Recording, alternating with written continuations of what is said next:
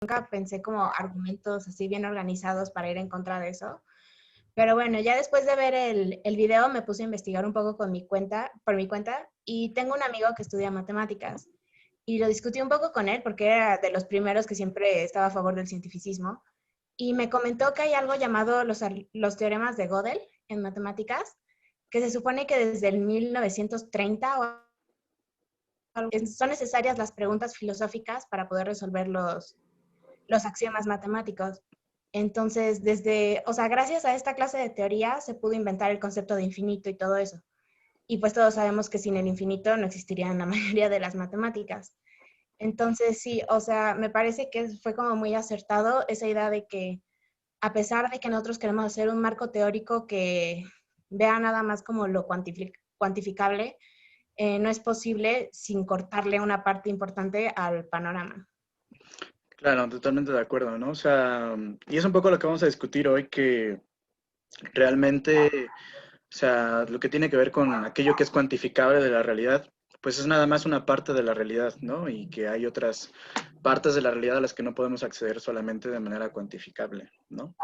La compañera Abigail Macías. Bueno, yo del video una reflexión respecto a que pues la realidad que conocemos en realidad no existe, ¿no? Una realidad va a ser diferente desde mi punto de vista al que tenga usted, al que tenga un científico, y por más que se quiera generalizar, no puede haber una totalidad de la realidad. Y eso en complemento de la lectura, pues también habla de esta parte en la que las ciencias sociales siempre tienen que tener, ¿cómo se le llamaba? La interpretación. Bueno, había una parte que no recuerdo cuál era el tecnicismo, pero hablaba de esa parte en la que nos aproximamos a la realidad, pero esa realidad siempre va a tener una connotación o va a tener una interpretación meramente, ay, ¿cómo decirlo? Mm, Como esta parte de los símbolos, o sea, que no es lo mismo lo que significa una cosa en una cultura que significa lo que significa en otra. Y entonces de esta forma cambia la realidad, ¿no? Y bueno, en esta parte del cientificismo, pues los matemáticos y los físicos son muy aferrados a que la ciencia lo explica todo y pues en realidad están endiosando a la ciencia, ¿no? Y me pareció muy interesante que en el mismo video decía que la ciencia no puede comprobarse a sí misma, ¿no? Es como decir que Dios es Dios porque se inventó a sí mismo y pues es una paradoja, ¿no? Y es meterse en un bucle en el que no hay respuesta. Entonces creo que también es esta parte de el nuevo Dios de la sociedad, que es un Dios ya no religioso, ya no una deidad, sino pues el Dios de la ciencia, en el cientificismo. Sí, era lo que comentábamos, ¿no? La vez pasada, digamos, desde la Ilustración y luego la Revolución Francesa, etcétera. Hay esta idea, ¿no? De que la razón es la que tiene que mandar sobre todo y la pusimos sobre un pedestal. Al final, bueno, hay una crítica que hacen unos filósofos alemanes de la Escuela de Frankfurt. Horkheimer y Adorno escriben un librito que se llama Dialéctica de la Ilustración y critican esta parte, ¿no? Que ahorita estás comentando. En el sentido de que parece que dialécticamente toda esta idea de que la racionalidad nos va a llevar al progreso ilimitado, lo que ellos van a decir es que en realidad esta idea termina en Auschwitz, ¿no? Y en los campos de concentración. Entonces, digamos, porque ahí en los campos de concentración, pues lo que sucede es una especie de matanza racional, ¿no? En el sentido de que cada una de las personas que son asesinadas en este lugar, pues son matadas, digamos, o son asesinadas, perdón, a través de un proceso, ¿no? Muy específico de, a ver, tantas personas van a ir a morirse en la cámara de gas, tantas personas las vamos a hacer esto, tantas personas, ¿no? Etcétera. Y con listas y todo, o sea, es de una forma muy racional como las van asesinando, ¿no? Entonces, es la crítica que hacen estos tipos, pero bueno, puede haber otros puntos, otras opiniones, ¿no? Al respecto. Gracias. El compañero Diego Ortiz. Sí, maestro, buenas tardes. ¿Sí me Buenas escucha? tardes. Sí, Bueno, yo el video sí me voló la mente un poquito porque nunca me había puesto a pensar en que hasta yo mismo hay veces que soy como cientificista porque digo, no, si no se pasa por el método científico no vale. Entonces, por ahí también me gustó y me gustó. Todos conocemos a lo mejor gente así y que, pues como se dijo en el video, de que un cientificista siempre va a ir en contra tal vez de los preceptos morales o éticos o religiosos. Y hay gente que es cientificista y que son una gente que se maneja por su ética, que dice tener una moral muy buena y todo eso. Entonces, por ese lado, a mí me gustó mucho. Y tengo una duda, maestro. El punto 4 ve que maneja 5 puntos. El Recuérdame cuál punto era el punto 4 4, por favor. que dice que la ciencia no puede no puede dar una explicación última de la realidad. Ese más o menos a qué se refiere, porque el 3 pues sí lo entendí, pero el 4 no me quedó muy claro, maestro. Y pues gracias. Ok, no, gracias a ti. Sí, este punto, bueno, a mí se me hace como muy interesantes todos los puntos, pero creo que cada punto sí le va dando como un golpe más o menos definitivo al asunto del cientificismo, ¿no? Y creo que tiene que quedar claro que no es un ataque a la ciencia, sino es más bien poner los límites que la ciencia tiene, ¿no? Entonces, bueno, este punto de que no puede explicar la realidad, digamos, en última instancia, pues porque la ciencia lo que él explica, o más bien el método científico puede explicar lo que el propio método científico se propone explicar. No sé si me doy a entender. Por ahí pone un ejemplo, ¿no? Acerca de los detectores de metales, ¿no? O ¿Sí? sea, porque los detectores de metales, pues son muy buenos para detectar metales. Pues obviamente, pues porque se dedican a detectar metales, ¿no? Entonces, es, es un poco querer transformar, por ejemplo, a los detectores de metales como el instrumento, el conocimiento más poderoso, simplemente porque son buenos en detectar metales, ¿no? Entonces es lo mismo con la ciencia, o sea, la ciencia va a explicar ciertas cuestiones de la realidad muy bien y lo va a hacer de manera excelente, pero va a haber otras cosas que la ciencia no va a poder explicar. Entonces por eso no la puede explicar la realidad digamos, de su manera total, ¿no? Por decirlo de alguna forma. Entonces, por ahí va un poco este asunto, ¿no? Bueno, también tiene levantada la mano la compañera Joana Hernández. Sí, maestro, gracias. ¿De qué? Sí, aquí estoy, profe. Buenas tardes. Bueno, yo igual, o sea, dando una opinión general, porque ya, bueno, ya dijeron unos puntos. Este, igual me puso a pensar este video porque, bueno, sinceramente le entendí más al video que a la lectura, porque en lo personal no soy muy fan de la filosofía. Me cuesta mucho trabajo entender los términos y así, pero bueno, el video me ayudó y también me hizo pensar así como en así, bueno, que están diciendo que el único conocimiento que es válido es lo que el método científico puede comprobar. Igual me hizo pensar, por ejemplo, como la religión o así, ¿no? Que pues muchas personas creemos en Dios, otras tantas no lo creen. La mayoría de las personas muy intelectuales y muchos de mis compañeros lo son así, no creen en Dios, ¿no? Pero, y bueno, sinceramente no es una cosa que esté comprobada por la ciencia, por eso existen estas dos partes, ¿no? De las cuestiones de Dios y las cuestiones de la ciencia.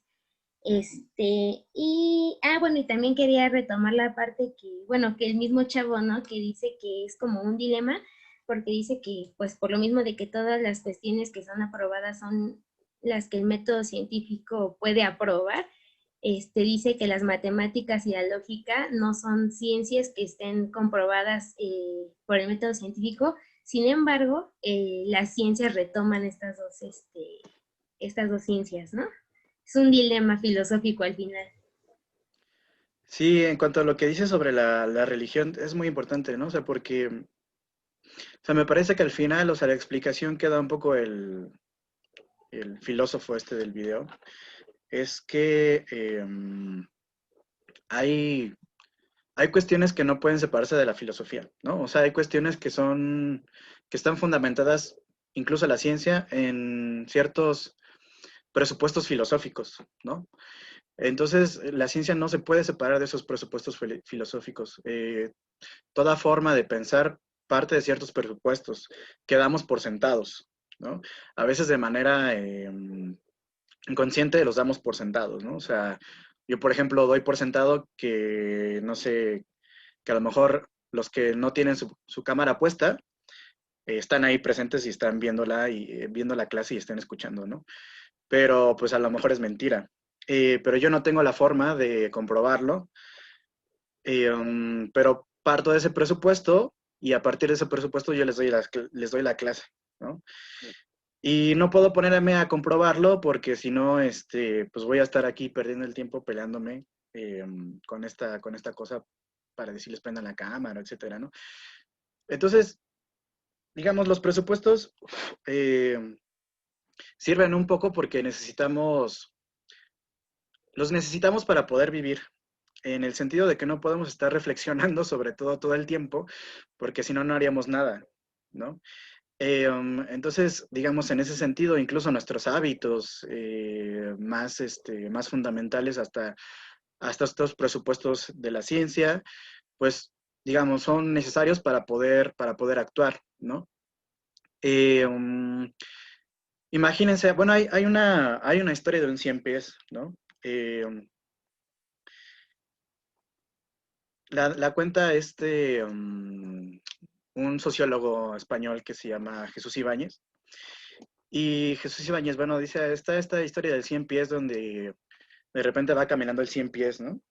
Con sus 100 pies. Y entonces alguien le pregunta, no recuerdo qué animal es el que le pregunta, oye, y cuando caminas, ¿qué pata mueves primero? Y entonces, pues el 100 pies se saca de pedo, ¿no? Así como que, no mames, sí es cierto, o sea, ¿qué pata es la que muevo primero, no? Y entonces se queda reflexionando, se queda pensando y se deja de mover. Ya no se mueve porque se queda pensando qué pata es la que mueve primero, ¿no? Entonces, a veces necesitamos ciertos presupuestos para actuar, digamos, de manera cotidiana, sin quedarnos pensando y volando ahí eternamente, ¿no? Y eso es un poco lo que hace la ciencia, ¿no? O sea, a partir de ciertos presupuestos filosóficos para poder llegar a cumplir con su objetivo, ¿no? Que es tratar de demostrar ciertas cuestiones de la naturaleza, etcétera, ¿no? Muchas gracias. También está el compañero Diego Alejandro, por favor. Hola, buenas tardes, profe. Buenas tardes a todos.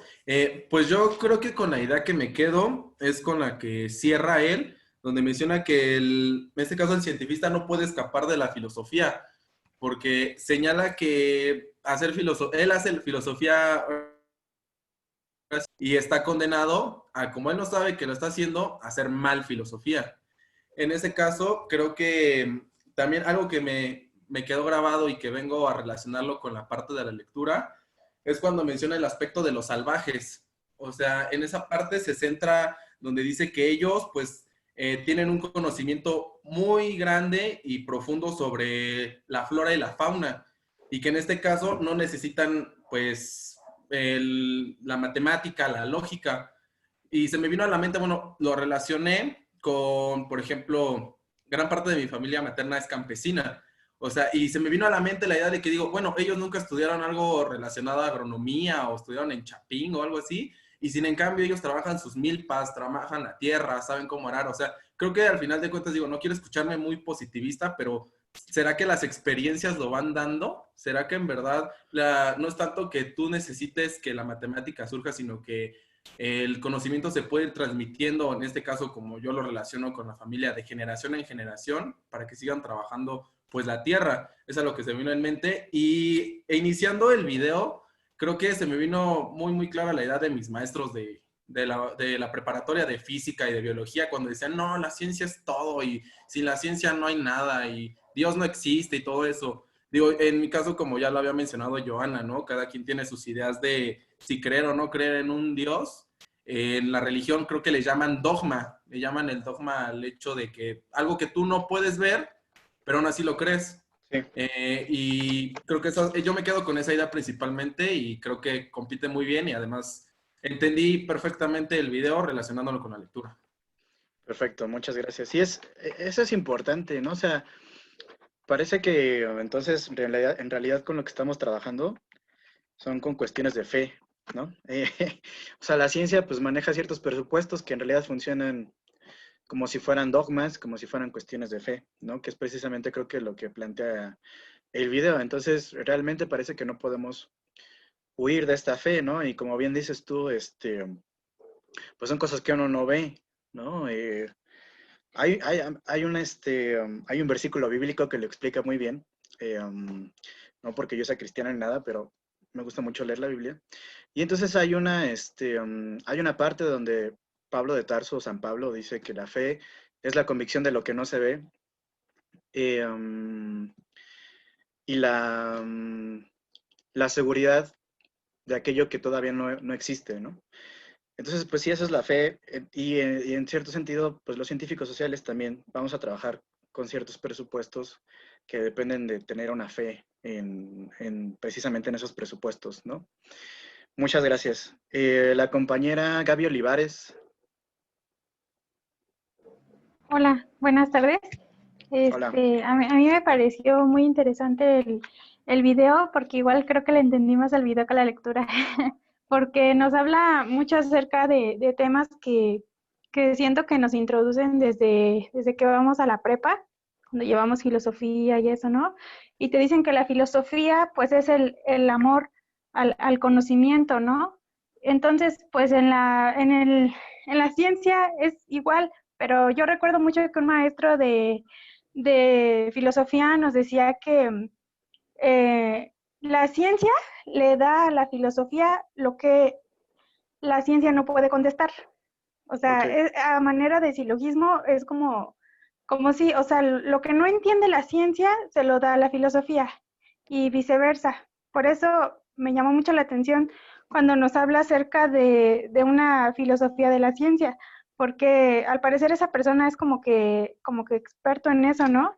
Porque sí da así pues sí, como enunciados muy radicales acerca de, pues de que el científico observa y experimenta y además igual que un filósofo, ¿no? Pero además el científico tiene pues un modelo matemático, pero no porque tenga un modelo matemático significa que exista.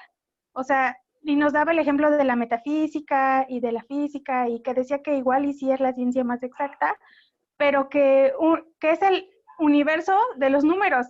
O sea, que igual es una invención humana o Claro. sea, y me pareció muy interesante porque, pues, efectivamente yo concuerdo pues, con su punto número 3 que dice que la ciencia no puede darnos una descripción, límites y descripción de la ciencia. O sea, puede que sea y puede que no, pero no por eso la ciencia es la que tiene el conocimiento, ¿no? Igual que mis compañeros, yo siento que pues muchas veces nos dicen que estudiamos esto porque no queremos ver matemáticas o todo eso, ¿no? Como porque no sabemos qué estudiar y así. Y pues yo soy testigo porque pues mis hermanos son de área 1 y 2. Entonces pues a mí siempre me han hecho bullying, pero pues yo siempre les digo que sin una no existiría la otra, ¿no? Ya Pregúntales qué es eso el poder, a ver qué te dicen. va. Sí, suele haber este menosprecio, ¿no? En realidad, yo creo que todo conocimiento humano tiene su complejidad, ¿no? No es fácil ningún tipo de conocimiento humano, pero como vamos a ver en la lectura de hoy, el conocimiento que tiene que ver con lo social es un conocimiento diferente al que tiene que ver con la naturaleza, ¿no?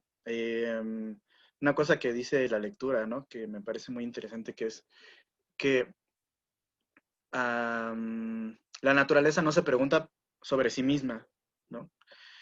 O sea, a los átomos, a las moléculas, etcétera, pues no les interesa saber de qué están hechos, cómo es su realidad, etcétera, ¿no? En cambio, pues nosotros sí lo hacemos, ¿no? O sea, en realidad las ciencias sociales son una especie de autoconocimiento, ¿no? Y esa es una de las más grandes diferencias y que son importantes para poder explicar qué es una ciencia social y qué es una ciencia natural. Natural, incluso hasta entre comillas, porque toda ciencia social, incluso la biología, la química, es social porque no es que de repente apareció así por naturaleza la ciencia, ¿no? Así como, miren, brotó de la tierra la ciencia biológica, o sea, no, es un acto social y es un acto humano hacer este tipo de ciencia, entonces no hay ciencia en realidad natural, todas las ciencias son sociales, ¿no? La compañera Fernanda Maya, por favor. Sí, buenas tardes. Buenas tardes.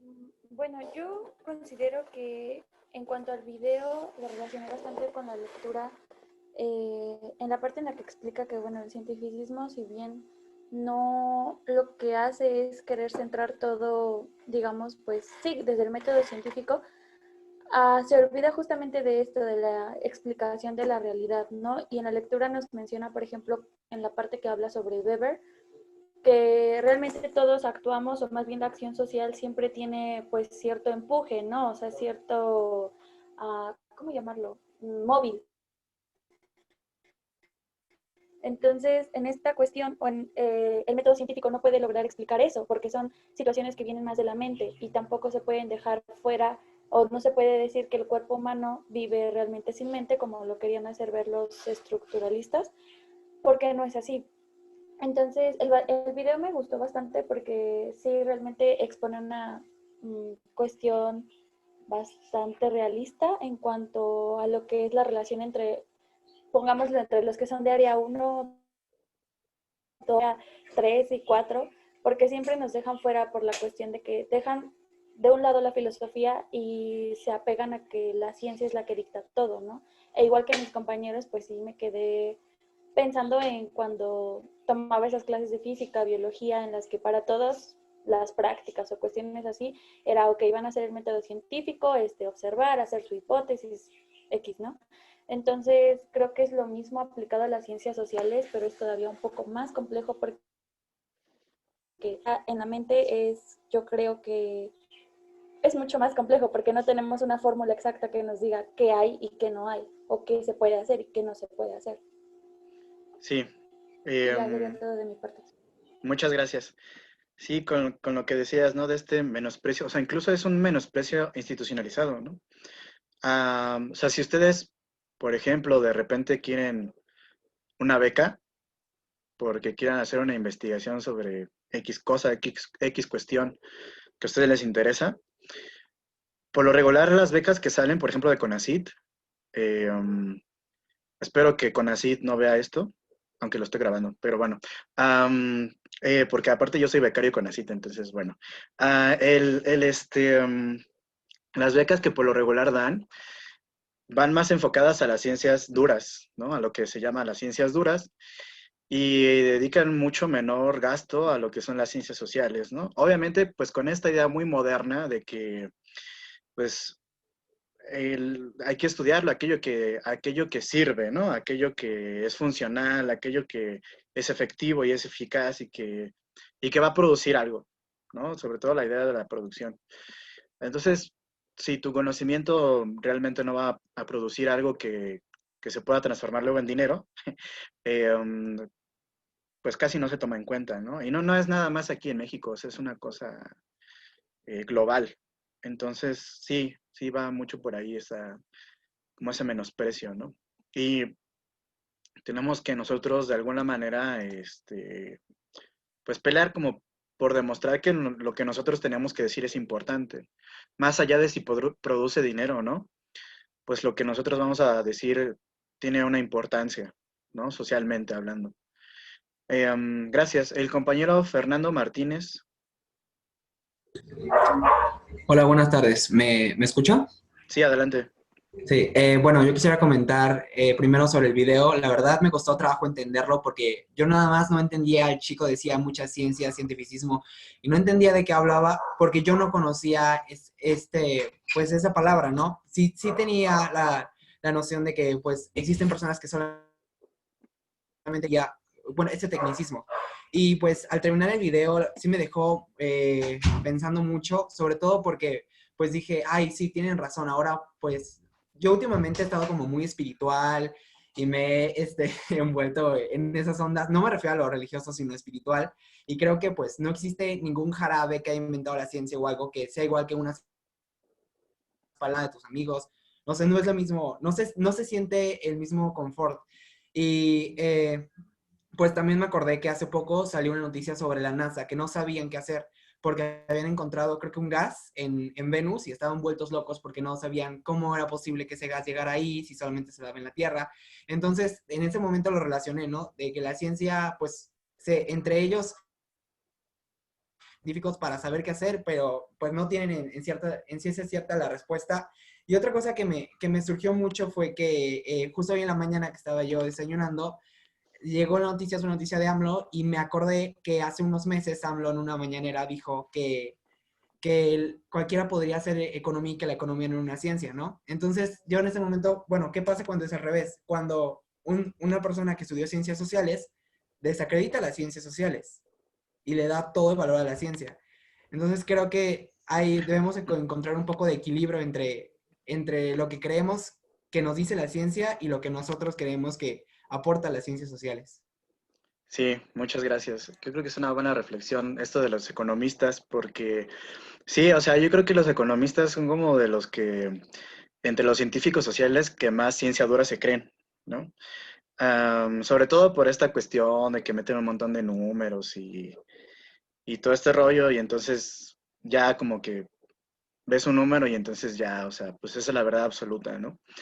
Y bueno, pues no, o sea, en realidad, y creo que el mayor ejemplo de que las ciencias económicas no son ciencias duras, ni pueden predecir, ni nada de eso, es la crisis de 2008, ¿no? Yo creo que la crisis de 2008 fue un duro golpe a las ciencias económicas y fue un duro golpe a las ciencias, a ciertas teorías de estas ciencias económicas, ¿no? En particular, ciertas teorías, digamos, economicistas, ¿no? Entonces sí, me parece muy, muy acertado lo que dices de los economistas.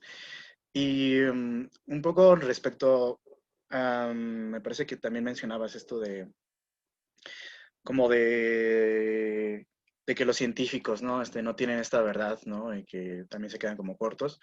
Yo trabajé algún tiempo, bueno, un año, porque en realidad eso no era lo mío, en la Auditoría Superior de la Federación. Pero bueno, aprendí cosas aunque odiaba estar sentado tanto tiempo ahí frente a una computadora, aunque ahora otra vez lo estoy, pero por otras cuestiones. Y recuerdo mucho que había, cosa extraña, había sociólogos e incluso había filósofos trabajando en la auditoría. Y pues todos los preguntábamos como, ¿y qué chingados hace un filósofo aquí, no? O sea, ¿por qué quieren un filósofo en este lugar? Y recuerdo mucho de una plática que nos dieron como un pequeño curso sobre cómo se trabaja en auditoría. Y, y precisamente nos planteaban este asunto, ¿no? Y nos preguntaban, ¿y por qué creen ustedes que tenemos un filósofo aquí? Y no, pues no, ni idea, ¿no? Nadie sabía. Era como, pues ya córralos, ¿no? Pero nos platicó de una auditoría que ellos hicieron sobre los desayunos en el DIF, ¿no? Y entonces era, digamos, lo que ellos iban a auditar era si realmente se estaban dando los desayunos en el DIF, ¿no? O si se estaban rateando la lana y estaban utilizándolo para otra cosa. Y entonces, bueno, ya hicieron toda la auditoría y hacer una auditoría por lo regular toma un año. Y ya, digamos, la terminaron y se hace una especie de auditina que es como un libro, como una tesis así. Y ahí se va guardando como toda la información, ¿no? Y ya después, al final, digamos, por lo regular las auditorías se hacen en grupos, ¿no? Entonces, en este grupo había un filósofo y al final cuando ya tenían toda la auditoría, casi terminada toda la auditoría, le dijeron al filósofo, oye, pues chécala, ¿no? Y ya, para que ya la probemos y el rollo. Y entonces el filósofo la leyó y todo el rollo y al final dijo, yo nada más tengo una pregunta, ¿qué es un desayuno? ¿No? Y entonces todos se quedaron así como, ah, chinga, o sea, ¿y eso qué tiene que ver, no? Pues sí, o sea, pues defíneme desayuno para poder hacer esta auditoría, ¿no? O sea, porque si no, no entiendo realmente de qué estás hablando. Y entonces, bueno, ya definieron desayuno como esta parte, digo, como esta comida que se realiza a ciertas horas de la mañana, ¿no? Y entonces, cuando investigaron si realmente estaban dando desayunos en el DIF, se dieron cuenta que lo que les estaban dando ya eran pues, casi comida, porque el desayuno se los daban a las 12 del día. Entonces no cumplía con esta definición de desayuno, ¿no? Entonces realmente pues estaban mintiéndoles, ¿no? O sea, los pobres niños andaban ahí en el DIF todo el día, toda la mañana sin desayunar y hasta las 12 se los daban la comida, ¿no? Entonces, esas son ciertas cuestiones que, en las que no solo los filósofos, sino, digamos, los científicos sociales podemos entrar, ¿no? Digamos, haciendo preguntas que a lo mejor las ciencias duras no se hacen, o que incluso no pueden responder, ¿no? Porque no tienen los instrumentos para responderlas. Entonces, digo, creo que esa es una cuestión que hay que tener en cuenta. El compañero Alfaro Camacho. Es compañera. Ah, perdóname. Sí, no se Compañera. preocupe. Sí, bueno, lo que yo vi en el video es de que habla que la ciencia es objetiva. Ya ve que dice que todo lo que no se puede demostrar, pues obviamente no existe. Y también hay una parte que se me quedó muy clara, que es de que el método científico descarta lo que es el método cualitativo. Entonces, por ende, está eliminando lo que es la mente. Bueno, entonces la mente habla sobre el eliminativismo, algo así me parece, que sería entonces que la mente no existe y que solo es ficción. Entonces, por ejemplo, también sería como lo de la metafísica y ese tipo de cosas serían eliminadas, porque obviamente no tenemos cómo comprobarlas. Y Sí, bueno, ese tema me parece muy interesante, aunque yo siento que van como ligadas, ¿no? Va como, no sería, por ejemplo, la filosofía, va ligada a la ciencia, sin embargo, muchos como que se pelean con eso. Es, por ejemplo, cuando dicen que, como se defienden, sería de, entonces, cuando te enfermas, ¿cómo vas al médico? No, a ver, ve a con un filósofo. Entonces, sería esa parte. sí, volvemos al punto, ¿no? O sea, hay cuestiones que así los filósofos o los científicos sociales, pues no pueden responder, ¿no? O sea, es como el meme ese, ¿no? De, ¿hay algún doctor aquí? Y entonces alguien dice, sí, yo soy doctor, pero doctor en ciencias políticas o rollos así, ¿no? Pero se está muriendo este cuate, pues sí, pero pues yo no puedo, ¿no? Es un poco lo mismo, pero también sucede al revés, ¿no? O sea, hay ciertas cuestiones que las ciencias naturales no pueden responder y que nosotros tenemos esa tarea, ¿no? O sea, creo que en el video lo explican muy bien, por ejemplo, las cuestiones éticas, ¿no? O sea, las ciencias duras no pueden responder a cuestiones éticas. O sea, científicamente tú no puedes comprobar, como decía en el video, tú no puedes comprobar que es malo torturar a un niño, ¿no? Sin embargo, intersubjetivamente todos estamos de acuerdo en que es malo torturarlo, aunque no hemos aplicado el método científico para comprobarlo, ¿no? Entonces, ahí es donde entran estas cuestiones donde la ciencia dura o la ciencia natural no puede dar ciertas respuestas, ¿no? El compañero Manuel Negrete, por favor. Sí, buenas tardes. Buenas tardes. Bueno, yo no quiero abordar tanto el video, quiero enfocarme un poco más en la lectura. Lo que me llamó la atención fue de este cuestionamiento que se tiene también sobre las ciencias sociales, en el que cuál sería a lo mejor el verdadero propósito de estudiarlas tal vez como tal. Hay una parte en la que menciona que si esto es como bueno, ya lo mencionabas tú, el autoconocimiento de pues, los seres humanos, ya que, bueno, nosotros somos tanto como el sujeto que va a estudiar, como también el propio, como no me acuerdo qué término utiliza, pero es como el objeto de estudio, por decirlo así. Y me llama mucho la atención una parte en la que dice de qué tanto es lo que tenemos que a lo mejor profundizar en nuestra investigación, si a lo mejor es como para aportar algo o hay detrás algún sentimiento, por decirlo así, en lo que queramos como profundizar. Es decir, si hay algún tipo de valor, ya sea como, no sé si llamarlo como valor sentimental o algo, o realmente se quiera conocer como algún nuevo aporte hacia la historia humana.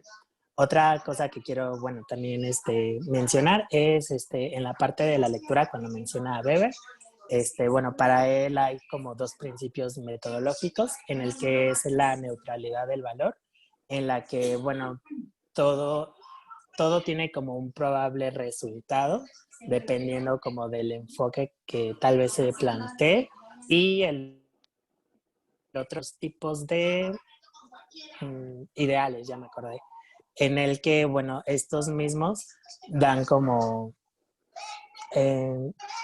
bueno, es que creo que como que van de la mano ambos, o sea, es decir que da como el medio en cómo se va a estructurar y como enfocar esta misma investigación social. O sea, bueno, a lo mejor creo que me enredé un poco, pero lo que quería como mencionar es que al menos en las ciencias sociales sí tenemos que partir como mucho de la neutralidad y no bueno, va de la mano con lo que vimos la clase anterior, de no solamente irnos como con nuestros prejuicios o lo que ya tenemos previamente con conciencia, ¿no? Sino que partir de un objetivo y de ahí como, pues, seguir como en ello, ¿no? Sí, es un poco la apuesta de Max Weber, ¿no? Que lo dice la lectura. O sea, que él admite que sí hay que estudiar, digamos, más bien hay que interpretar lo que el ser humano hace y no querer no querer partir del método positivista, pero, pero al mismo tiempo dice sí podemos ser objetivos, ¿no? Y, son cuestiones que ahorita vamos a discutir, ¿no? Incluso si el prejuicio es malo, por ahí hay un autor que creo que incluso lo menciona en la lectura, de apellido Dilthey, que dice, van a ver, los prejuicios son una forma en la que nosotros podemos interactuar con la realidad, ¿no? O sea, sin prejuicios no podríamos hacer nada.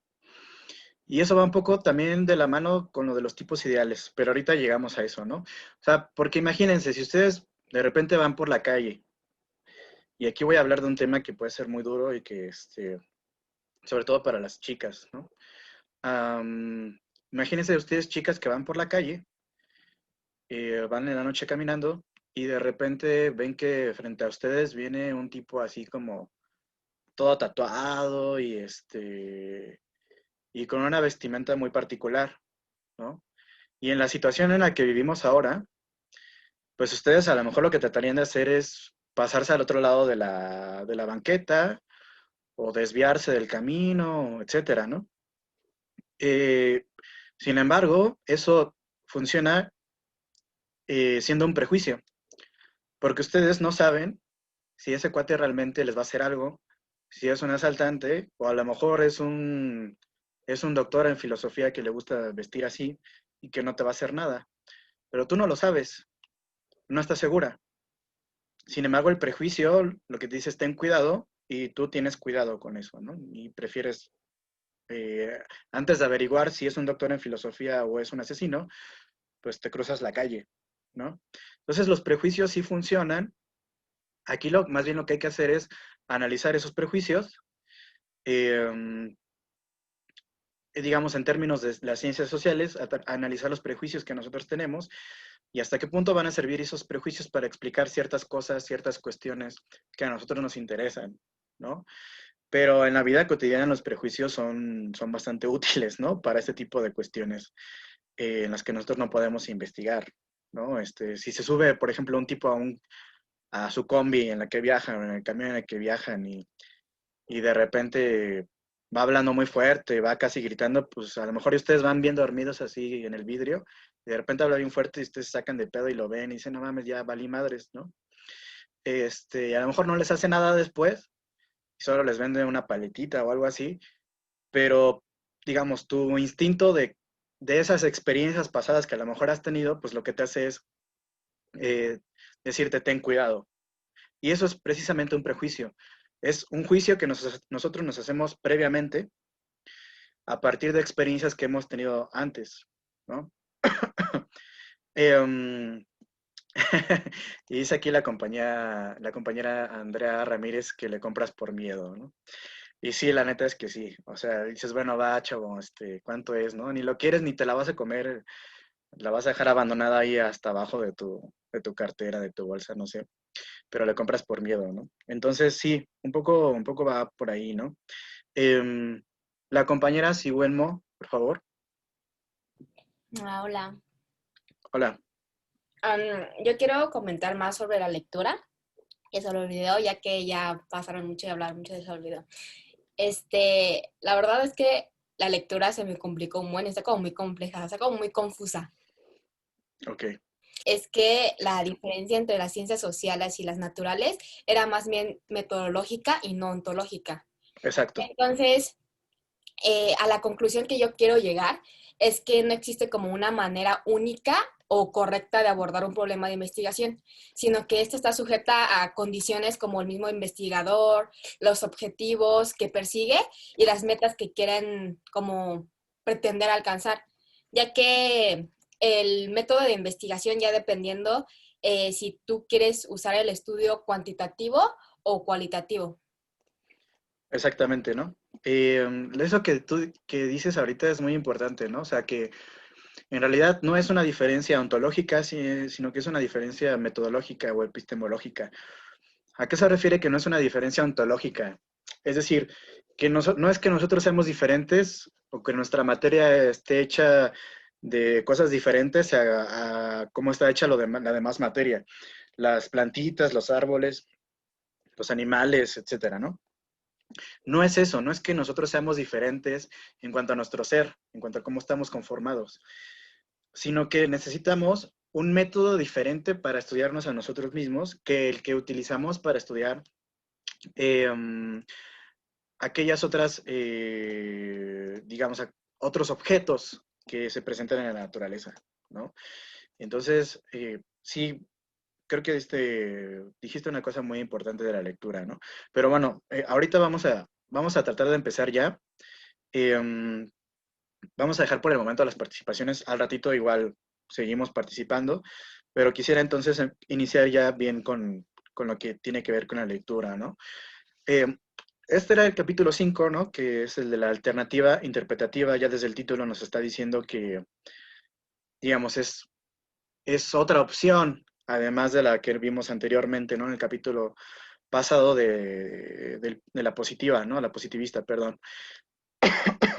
Y parte de la idea, que un poco ya se discutió la vez pasada, de esta diferencia entre la mente y la materia, ¿no? Que ya es una discusión viejísima de las ciencias sociales, ¿no? Y de la filosofía incluso, ¿no? Hay un cuadro que creo que lo ilustra muy bien esta diferencia entre la idea de que el idealismo y el materialismo, ¿no? Famosos que supongo que todos ustedes han escuchado. Y es un cuadro que se encuentra en el Vaticano que se llama La Escuela de Atenas, que se las voy a enseñar ahorita. Nada más denme tantito chance, no que guardo la imagen, pero creo que va a servir muy bien para que entiendan ustedes la diferencia, ¿no? Entre este idealismo y el materialismo que llevan peleándose siglos, ¿no?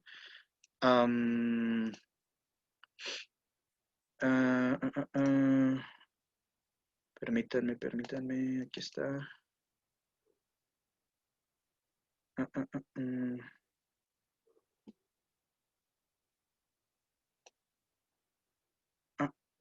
Ay, no me deja abrir la imagen.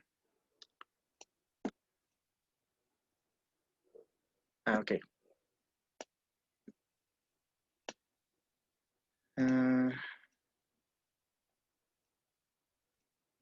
A ver, les voy a compartir la pantalla. Perdón, no, esa no era.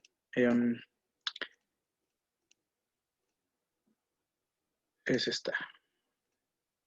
Bueno, este cuadro se llama, ¿ya lo ven todos? Sí. Ok. Sí.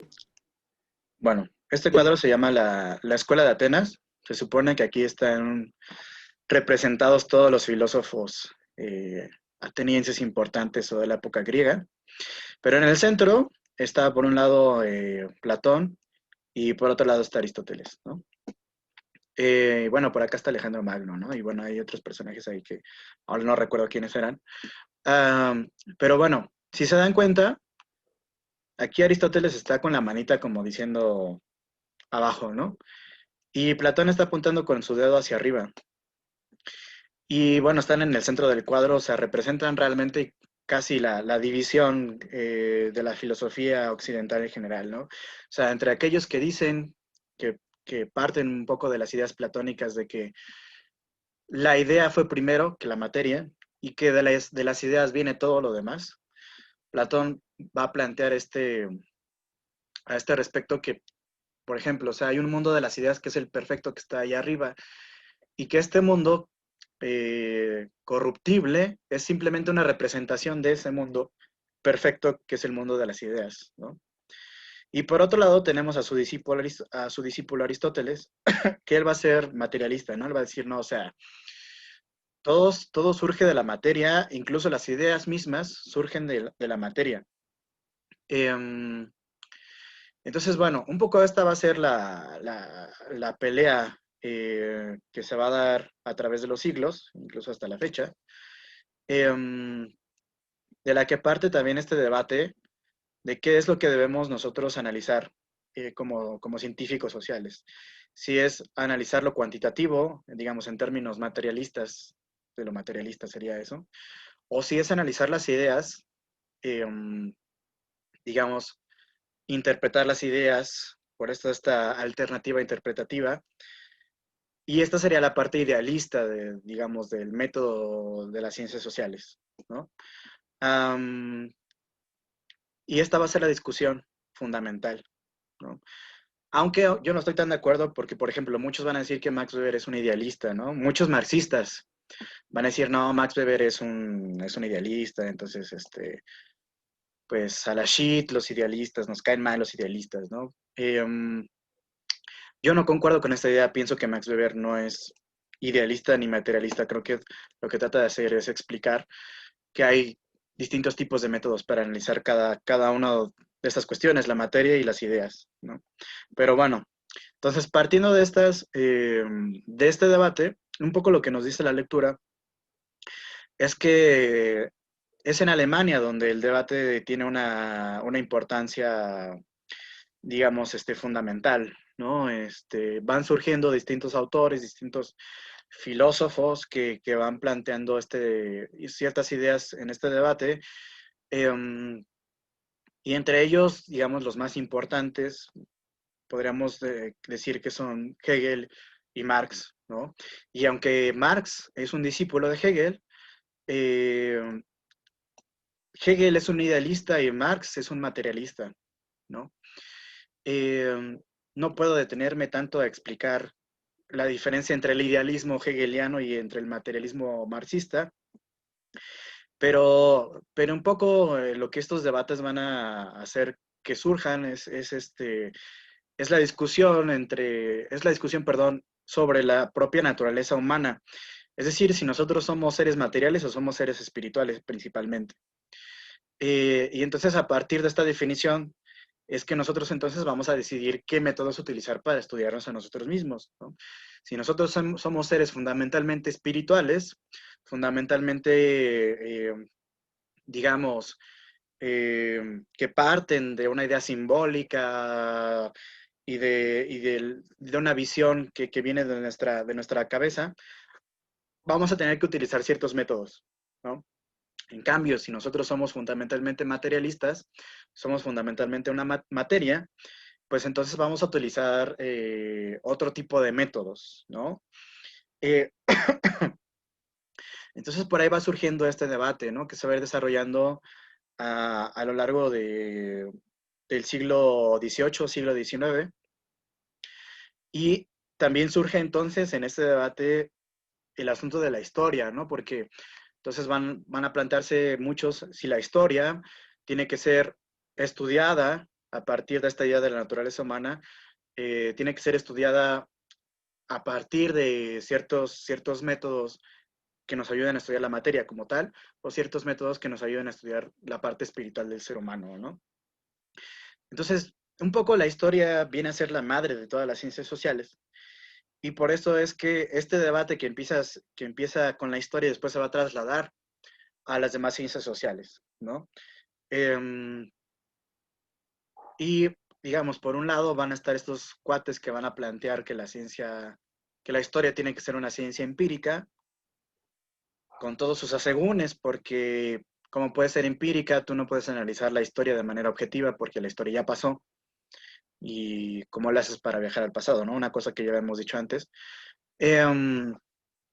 Y por otro lado, los que dicen, bueno, no podemos estudiarla de manera objetiva y de manera empírica, pero sí podemos, por ejemplo, estudiar los materiales textuales que existen de ese pasado, pero que se nos han legado y a los que nosotros sí podemos tener acceso para interpretarlos y para entenderlos, ¿no? Y de aquí surge lo que se llama la hermenéutica, ¿no? La hermenéutica, en realidad, primero es aplicada a lo que tiene que ver con cuestiones religiosas, ¿no?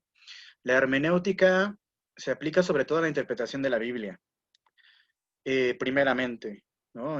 Por ejemplo, si ustedes van los domingos a misa o van los domingos al templo, no sé, dependiendo de qué religión profese cada uno o si profesan alguna religión, pero por lo regular, si ustedes van a alguno de estos lugares, ya sea el padre, o sea el pastor, o el apóstol, o lo que sea, o el arcángel, ya se están poniendo muchos nombres, lo importante, lo que sucede ahí es una interpretación, hacen una hermenéutica de la Biblia, ¿no? Te dicen, y Pablo de Tarso dice en la carta a los Corintios que le prohíbo a la mujer que hable en el templo, ¿no? Es una cosa que sí dice, ¿no? Y entonces, muchos padres van a hacer su propia interpretación de lo que quiere decir esto, ¿no? O pastores van a hacer su interpretación de lo que quiere decir esto, ¿no? Es decir, es tratar de darle un sentido a lo que está dicho en textos, ¿no?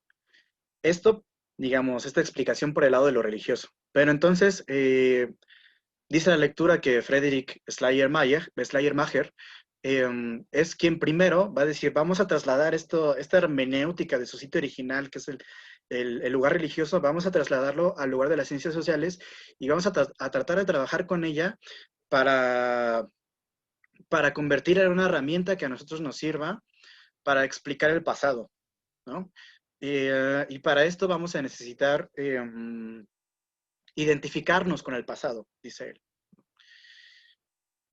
Identificar, ¿qué se entiende por identificar? Pues que tú de cierta manera tienes algo en común con ese objeto, por ejemplo, con una persona, ¿no? El término de identificación en ciencias sociales es muy amplio, pero bueno, yo no quiero meterme aquí en la discusión sobre qué significa identificación, pero un poco es eso, ¿no?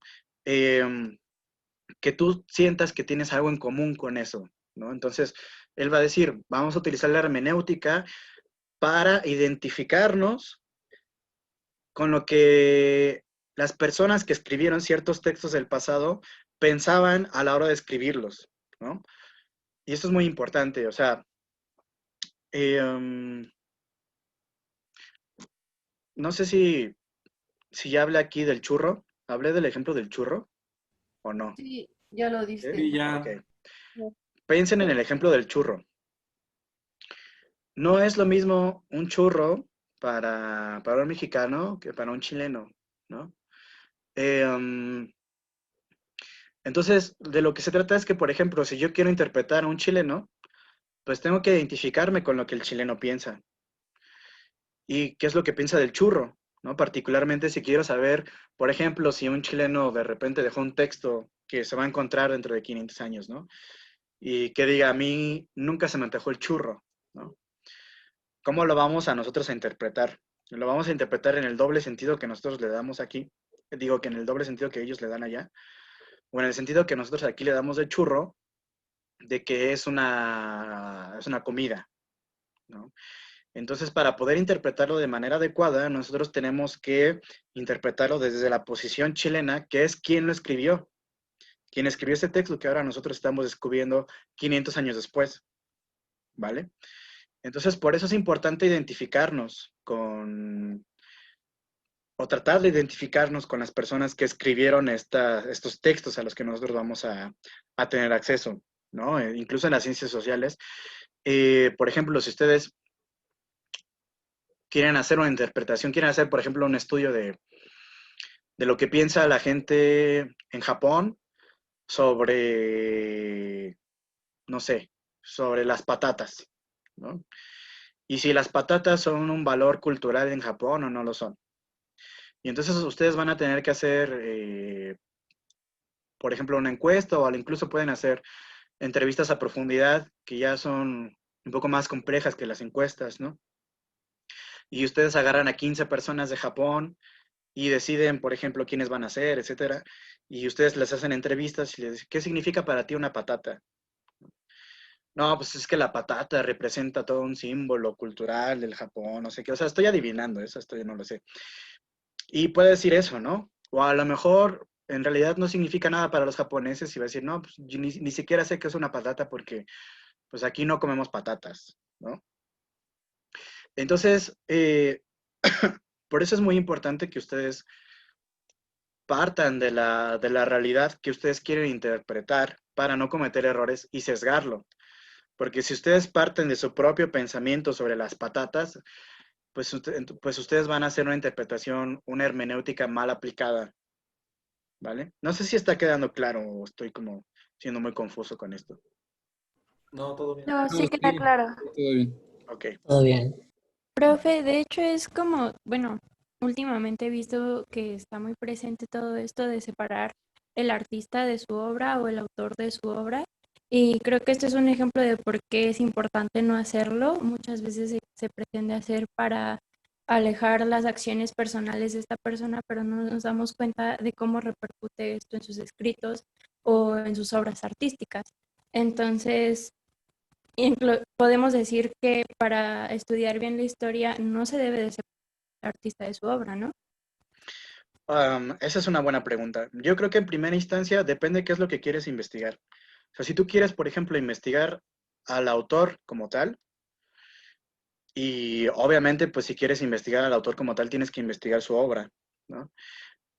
Si quieres hacer eso, entonces sí no puedes separar a la obra del autor.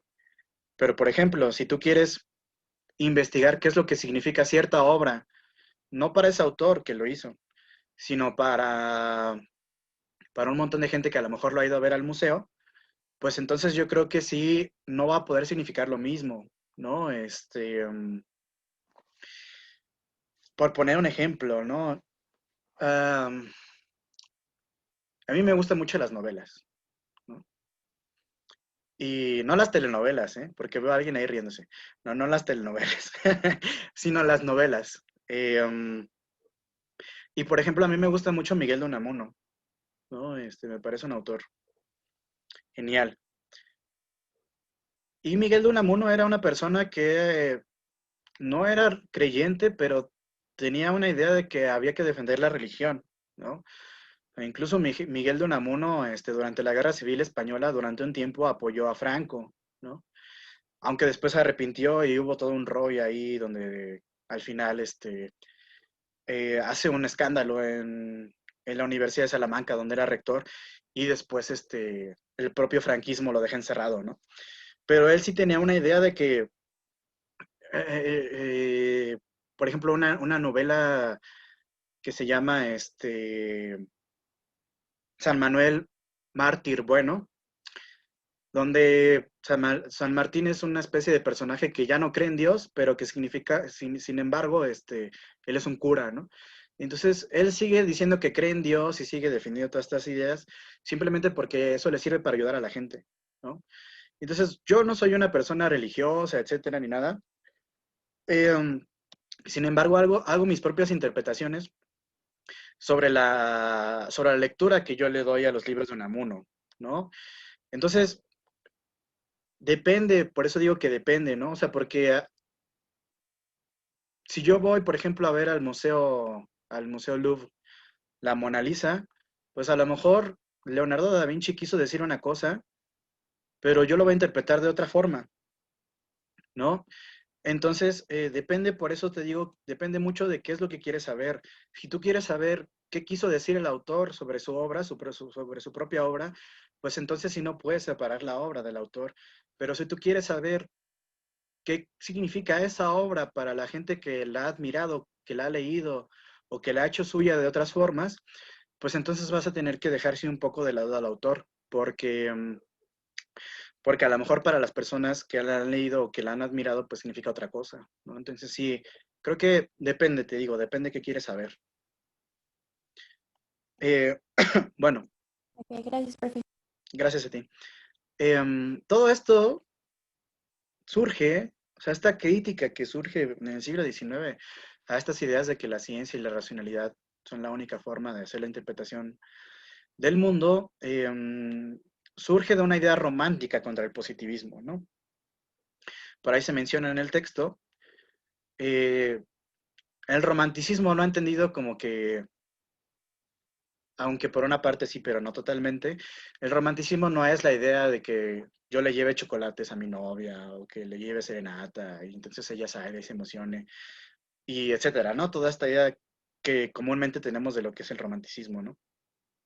El romanticismo más bien es una reacción contra esta idea de la racionalidad que sobre todo se da en el siglo XVII, ¿no? Y hay una obra que creo que si ustedes la quieren leer alguna vez, les va a dejar muy claro qué es el romanticismo, ¿no?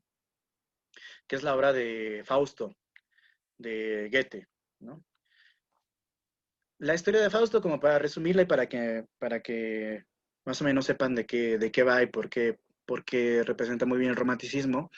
Fausto es el doctor Fausto. Se la ha pasado estudiando toda la vida. Ha estado encerrado con sus libros y no ha tenido satisfacción carnal, ¿no? Por decirlo de alguna forma. Y él está triste, o sea, ya está viejo y dice, nunca me enamoré, nunca me casé, no tuve una novia, no le llevé flores, no lloré por nadie, etcétera, ¿no? Entonces se siente triste y se empieza a meter con las ciencias ocultas, ¿no? Espiritismo y todo ese rollo. Y entonces en una de esas invoca sin querer a Mefistófeles, ¿no? Que es la representación del demonio en esta obra. Y Mefistófeles le propone un trato, le dice, bueno, a ver, o sea, estás aquí todo amargado porque te la pasas estudiando toda la vida. Y pues qué gacho, ¿no? O sea, yo te propongo que pactes conmigo y yo te voy a hacer joven otra vez. Y bueno, Fausto no está tan seguro, pero Mefistófeles le muestra en un espejo a una muchacha que a Fausto le gusta mucho, ¿no? Se enamora de ella y entonces Fausto dice, bueno, vale, entro, ¿no? O sea, quiero volver a ser joven para poder estar con esta chica. Y entonces, bueno, Mefistófeles ya lo hace joven y todo el rollo otra vez. No les voy a contar toda la historia, pero un poco aquí el punto es que es la representación del romanticismo en el sentido de que Fausto desprecia el conocimiento porque lo que la obra nos está diciendo es, hay cosas más allá del simple conocimiento, ¿no? Hay cosas que tienen que ver con los sentimientos humanos, con las relaciones humanas, que el simple conocimiento no nos puede dar, ¿no? Entonces, es un poco la lección de esta obra de Fausto, ¿no? Por eso no sean Fausto, no se la pasen estudiando toda la vida, diviértanse, vayan a fiestas, tengan novios o novias, o lo que a ustedes les guste, ¿no?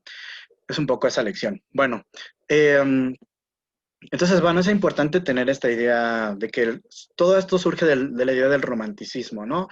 Toda esta onda de la hermenéutica surge de la idea del romanticismo. Y entonces, bueno,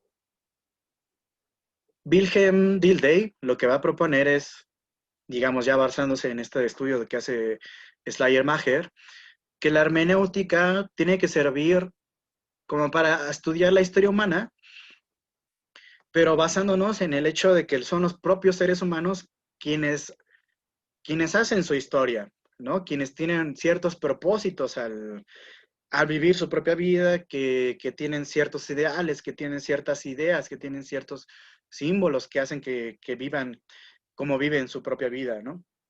Es decir, que hay un significado detrás de toda esta forma en la que vive la gente, ¿no?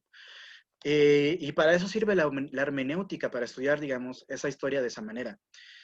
E incluso en las ciencias sociales, ¿no? Vamos a estudiar las sociedades, o esta parte que nos interesa a nosotros de estudiar a las sociedades, no de manera externa a ella, sino cómo esa misma sociedad se interpreta a sí misma y cómo a partir de esa interpretación entonces es que realiza ciertos actos, ¿no? En ese sentido, esta dualidad de lo subjetivo y lo objetivo es irreductible, es decir, no hay forma en la que nosotros podamos reducir lo subjetivo a lo objetivo, ni lo objetivo a lo subjetivo, sino que siempre van a permanecer separadas, ¿no? No hay una forma de juntarlas y de resolver el problema de la objetividad, ¿no? Entonces, de cierta manera, la historia consistía en estudiar estos fenómenos espirituales o mentales que después se van encarnando en instituciones, ¿no? Es decir, nuestras formas de pensar, nuestras formas de actuar, los significados que nosotros le damos a la sociedad y al mundo en el que nos desenvolvemos, van a encarnarse en instituciones, ¿no? Por ejemplo,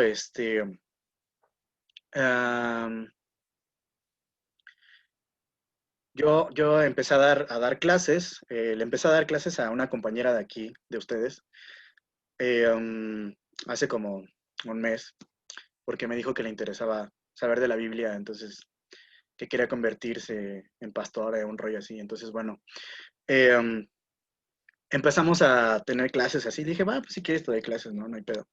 Y entonces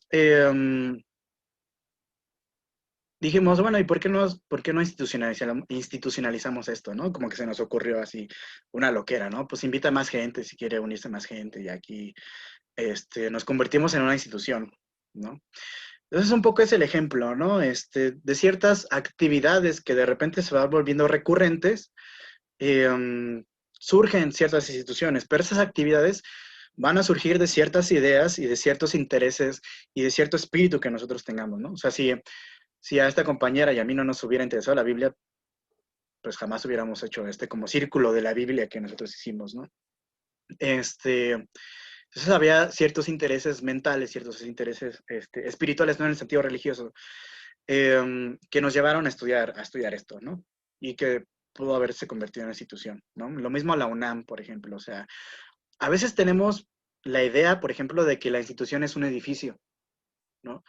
Porque es una forma como visual de encarnar las instituciones, ¿no?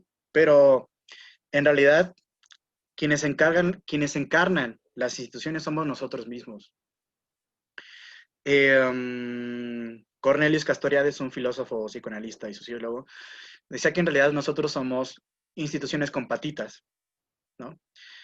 Instituciones con piecitos. Es decir, que nosotros mismos vamos llevando las instituciones a donde vamos, ¿no? La institución familiar, la institución de la escuela, la institución del matrimonio, la institución, todas esas instituciones en las que nosotros nos desenvolvemos y en las que nos desarrollamos, pues las traemos con nosotros mismos y las vamos esparciendo y las vamos ampliando, ¿no? A todos esos lugares a donde nosotros vamos. Y entonces, bueno, por eso es que, digamos, estos espíritus y estos estados mentales se encarnan en estas instituciones, ¿no? Por eso es que, y lo vamos a ver más adelante, Alexis de Tocqueville lo va a mencionar cuando vamos a Estados Unidos. Por eso es que no es nada más hagamos instituciones, aunque en el papel queden muy chingonas, sino que si no tenemos el espíritu que haga funcionar esas instituciones, pues de nada van a servir esas instituciones, ¿no? Es importante, por ejemplo, lo que encuentra Alexis de Tocqueville con esos estudios sobre la democracia en América, es que la propia sociedad norteamericana es democrática desde sus fundamentos, ¿no? Desde las propias decisiones que se toman en los condados, en el lugar más pequeño, en el pueblito más pequeño, incluso desde la iglesia, en donde ellos se reúnen y donde construyen sus comunidades, ellos van construyendo la propia democracia. Y luego cuando uno quiere aplicar esas mismas instituciones que ellos construyeron desde cero, y a partir de ciertos espíritus las quieres aplicar a otras sociedades donde eso no existió, donde esas instituciones no existieron, donde esa forma de vivir no existió, pues hay problemas, ¿no? Hay problemas y no funcionan de la misma manera. Entonces, esa es una forma en la que nosotros vamos a poder estudiar a las sociedades, ¿no?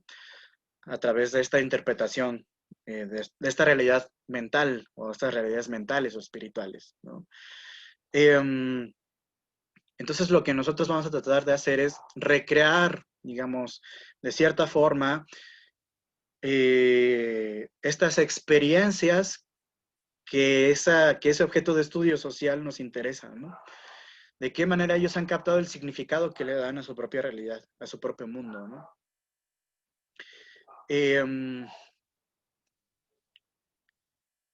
Bueno, no sé si hasta aquí hay alguna duda, comentario. ¿No? Bueno. Ok. ¿Sí? ¿No? Bueno, ok. La parte esta de Weber, donde habla, bueno, este subcapitulillo que se llama Las intervenciones de Weber, un poco ya empieza a hablar aquí de cómo Weber retoma esta tradición. Él es alemán también, entonces, bueno, retoma esa tradición ya alemana de tiempo, de la interpretación, pero lo que él va a tratar de hacer es convertir a la hermenéutica en una ciencia objetiva, ¿no? Va a ser uno de los asuntos que Weber quiere tratar. La compañera, creo que Andrea Ramírez quiere decir algo, ¿no? Que levantó la mano ahorita, ¿no? Sí. Perdón, es que como Sí, tengo la dividida la levanté así captura. en video porque... Perdón, adelante, adelante. Sí, perdón, es que yo quería decir que me pareció muy interesante esa parte, ya que en un fragmento del texto, Weber menciona que todas las regularidades que se descubren al estudiar la sociedad no son más que, o sea, las apariencias que no son más que las apariencias externas de los miembros de una sociedad, o sea, por lo tanto, se está estudiando la mente. Algo así entendí. O sea, que lo que se ve es lo externo, pero realmente es lo... Perdón si no lo dije muy bien. No, está bien. Sí, la idea es esa, o sea, por eso esta es la posición, entre comillas, idealista, ¿no? O sea, porque la idea es esta. Nosotros para estudiar a los seres humanos necesitamos estudiar y para estudiar sus acciones necesitamos estudiar su pensamiento.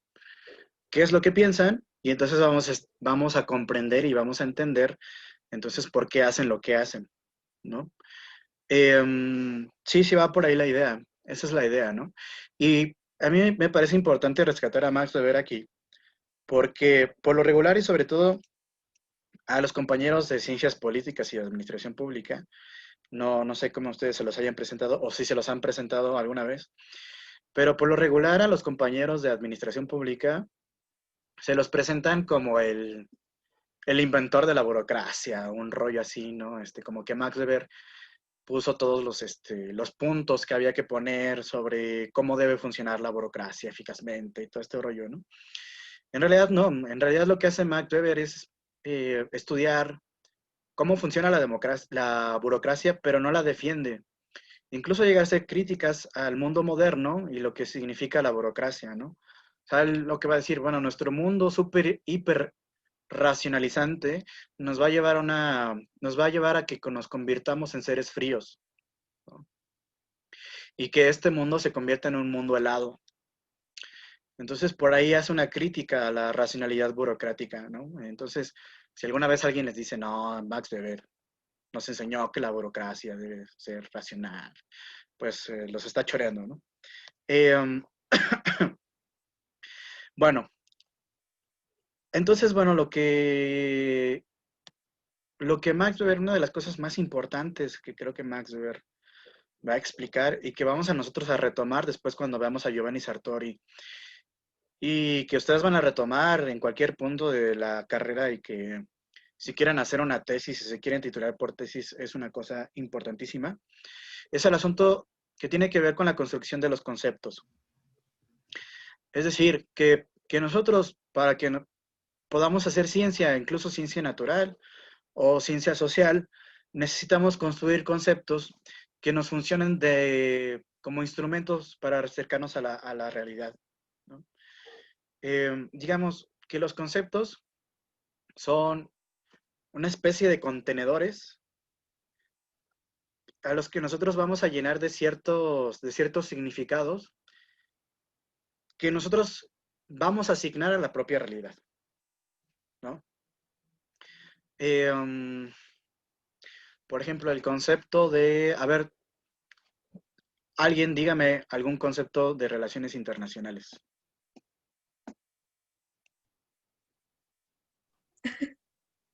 A ver. ¿Nadie? ¿Nadie se anima? Sí, de hecho, de globalización. ¿Cuál? Globalización le mencionó mi compañera Miranda. Globalización. Ok. ¿Qué es lo que ustedes entienden por globalización?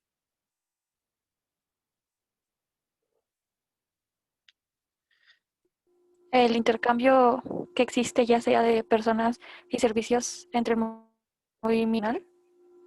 Ok. Eso ya es un concepto, ¿no? O sea, ustedes tienen el concepto de globalización, ¿no? Y ustedes lo están llenando de un significado, que es el que me acaban de decir, ¿no?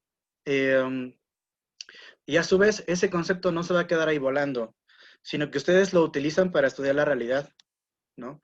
Ustedes van a utilizar el concepto de globalización para estudiar, no sé, los movimientos migratorios en América del Norte, ¿no? O los movimientos mercantiles entre China y Estados Unidos, o etcétera, ¿no? Todo esto se relaciona de alguna u otra manera con la globalización y a ustedes les está sirviendo para estudiar la propia realidad. No son conceptos filosóficos, no son conceptos que no se puedan aplicar, digamos, a la realidad, sino que son conceptos construidos precisamente para que ustedes la apliquen empíricamente, digamos, ¿no? Para que ustedes lo utilicen para ver si les sirve para explicar cómo funciona la realidad, ¿no?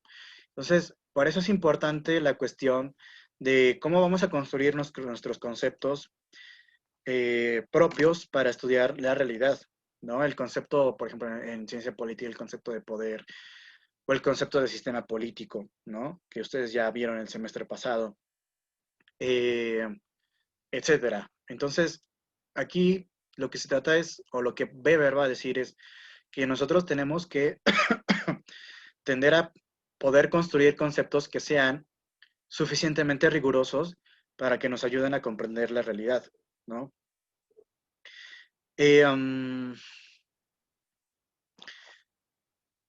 Entonces, bueno, de lo que se va a tratar, como ya habíamos dicho, es de reconstruir la experiencia subjetiva de los actores sociales, ¿no? Y para esto hay dos principios metodológicos que voy a plantear, que ahí viene en la lectura, ¿no? Por un lado, la neutralidad como un valor, ¿no? Todo este asunto de que es importante de que el científico social no implique juicios de valor en su propia investigación, ¿no? Esto ya entra a discusión y lo vamos a ver más adelante si es posible o no. Por otro lado, el método de los tipos ideales, que supongo que aquí ya todo el mundo alguna vez escuchó al menos el concepto de tipos ideales, ¿no? Un tipo ideal, por ejemplo, un tipo ideal se relaciona mucho con lo que decíamos acerca de los prejuicios, ¿no? Un tipo ideal es una forma, digamos, de exagerar ciertos elementos que muy probablemente no se presentan en la realidad, ¿no? Son abstracciones que, digamos, van a simplificar ciertos objetos que nosotros queremos estudiar, ¿no? Por ejemplo, el concepto de Estado, ¿no? Yo cuando estaba estudiando la carrera, me acuerdo que hice una investigación sobre el concepto de Estado fallido, y si realmente el concepto de Estado fallido funcionaba o era un gran choro, o que incluso el concepto de Estado fallido servía para que los gringos pudieran invadir países, ¿no? Entonces, me puse a estudiar el concepto de Estado fallido Y en realidad es que se trataba de un concepto que era un tipo ideal. O sea, porque en realidad para poder definir estado fallido había que definir antes el estado pleno, ¿no? Y no existe el estado pleno. Si nosotros entendemos el concepto de estado como aquel instrumento, digamos, político que concentra en sí mismo el uso de la violencia legítima, ¿no? Si lo entendemos nosotros de esa manera, pues ningún estado es un estado pleno, porque siempre hay en ciertos puntos ciertos elementos que pueden estar poniendo en duda este sentido de que el Estado es el que ejerce la violencia legítima de manera monopólica, ¿no? Entonces, no existe el Estado pleno y por tanto no existen estados fallidos tampoco, ¿no? Del todo. O sea, el Estado fallido es el Estado que no existe, es el Estado que de plano ha dejado de funcionar. Pero, aunque no existen en la realidad estos conceptos, sí nos pueden funcionar para tantear la realidad. Digamos que estamos un poco a oscuras, que caminamos a oscuras, entramos a un cuarto que está totalmente oscuro y entonces empezamos a tantear la pared buscando el switch para encender la luz, ¿no? Y entonces, como vamos sintiendo, si nosotros empezamos a sentir como algún lugar donde la pared ya no se siente igual, decimos, aquí está el switch. Y entonces accionamos el switch y prendemos la luz, ¿no? Entonces es un poco igual, o sea, los tipos ideales nos ayudan a tantear en medio de la oscuridad a la propia realidad, ¿no? Aunque no existan en la realidad, nos ayudan a tantearla. Es el mismo ejemplo del tipo que se sube a un camión, a una combi, que está todo tatuado y que tú dices, ya valí madres, porque tú tienes el tipo ideal de ratero ya en tu mente, ¿no?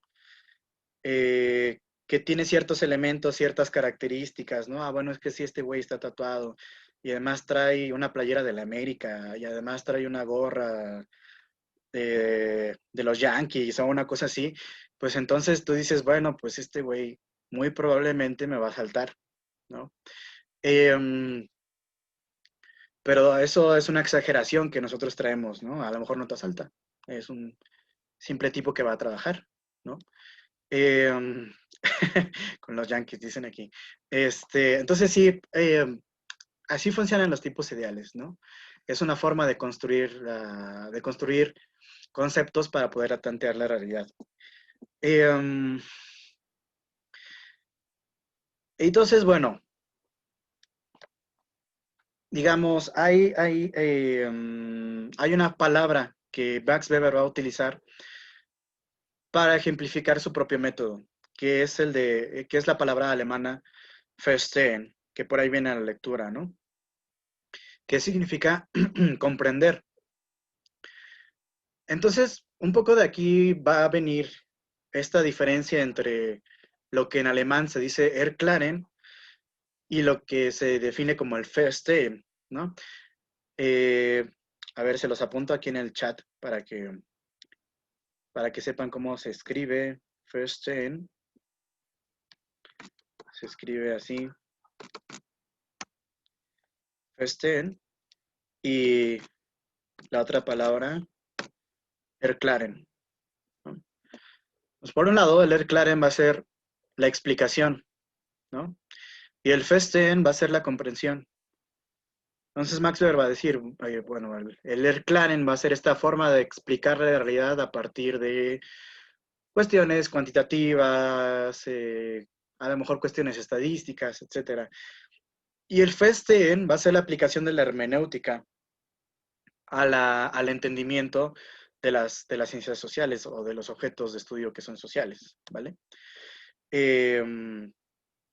Entonces, bueno, esta es la diferencia que va a tratar de definir Max Weber, ¿no? Max Weber en ningún momento, esto tiene que quedar claro, va a despreciar, por ejemplo, la estadística, ¿no? Si ustedes, más bien la va a dar a otro lugar, pero si ustedes, por ejemplo, leen este libro de la ética protestante y el espíritu del capitalismo, cuando empieza este libro, la introducción, él utiliza varias estadísticas para después justificar su propio objeto de estudio. Max Weber va a, digamos, a construir su objeto de estudio, va a hacer una explicación de cómo construir su objeto de estudio. Si ustedes quieren hacer una tesis que vaya por este lado de lo cualitativo, léanse ese libro de la ética protestante y el espíritu del capitalismo, porque creo que les va a ayudar mucho, porque Max Weber es muy claro, va bailando y te va explicando cómo él va construyendo su objeto de estudio y además cómo define su propio objeto de estudio y cómo define su propio instrumento para estudiar su objeto de estudio, ¿no?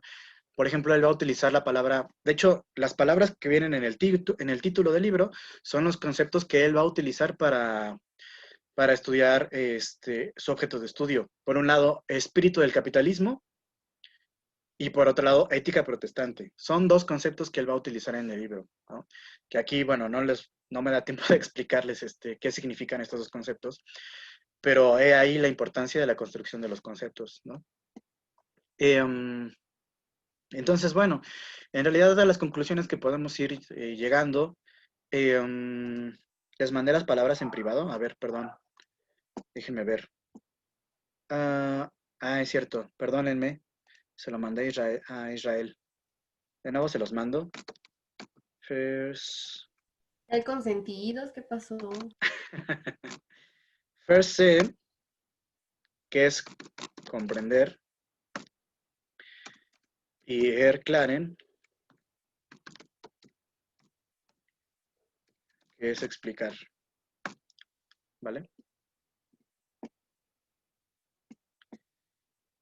Ok. Bueno, lo que les decía entonces es que podemos ir llegando a ciertas conclusiones que tiene que ver con que, pues en realidad lo que nosotros vamos a estudiar es, digamos, la acción social que está definida por cómo piensa la gente, cómo interpreta la gente su propio mundo, ¿no? En el texto que les di viene una definición que da Max Weber de acción social y se las voy a leer. Dice, acción social, dice una acción social es cuando un actor social le asigna significado a su propia conducta y mediante este significado se relaciona con la conducta de otras personas, ¿no? Por ejemplo, ¿qué significado les dan ustedes al ser estudiantes, ¿no? Ahorita no estamos en el salón de clases, pero creo que el salón de clases sirve muy bien para explicar los significados que cada uno le da a su propia acción de acuerdo al rol que juega en cada uno de los ámbitos en los que se desenvuelve, ¿no? Entonces, por ejemplo, en un salón de clases, por lo regular, por no decir siempre, el profesor está al frente y todos los estudiantes están, digamos, atrás del salón, todos juntos, todos amontonados, escuchando lo que el iluminado les viene a decir, ¿no? Incluso es una relación de poder que ahorita vamos a ver con Foucault, ¿no? Ahorita que hablamos del discurso y todo esto, ¿no? Pero digamos, cada uno le da su propio significado al rol que tiene de estudiante. Y ya sabe que cuando llega al salón, no puede llegar y sentarse en el escritorio del profesor, ¿no? Porque sabe que el escritorio del profesor lleva en sí mismo un significado y que en ese sentido solamente el profesor tiene la capacidad de sentarse ahí, ¿no?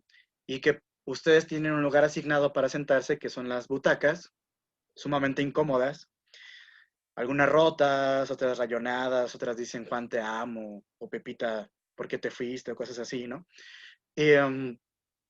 Entonces, si se dan cuenta, hay diferencias entre los roles y los significados que cada uno le da a estos roles que juega, ¿no? Y entonces el profesor también sabe cuál es el significado de su propia acción social, ¿no? Y entonces sabe que cuando llega al salón de clases, tiene que empezar a dar la clase. Y no puede simplemente llegar y sentarse y quedarse callado 2 horas, ¿no? Sino que tiene que empezar a hablar y que tiene que empezar a explicar el temario, ¿no? Entonces, por ejemplo, ustedes en su familia tendrán también, de acuerdo al rol que ustedes ocupan, el propio significado que ustedes le dan a su propia acción social, ¿no? O sea, por ejemplo, no es lo mismo el significado de la acción social que le da un padre a su propia acción que le da o el que le da un hijo a su propia acción, ¿no? Porque se asume que el padre en nuestras sociedades patriarcales son las que tienen que proveer, ¿no? Del sustento para las familias, son quienes tienen que ir a trabajar, etcétera, ¿no? Y, por ejemplo, las mujeres, de acuerdo al propio rol que tradicionalmente se les ha asignado y el propio significado que les hemos dado a las mujeres, pues las mujeres se tienen que quedar en casa, cuidar a los hijos, hacer de comer, etcétera, ¿no? Son estas cuestiones que se han ido rompiendo, que ahorita vamos a hablar con los postestructuralistas, ¿no?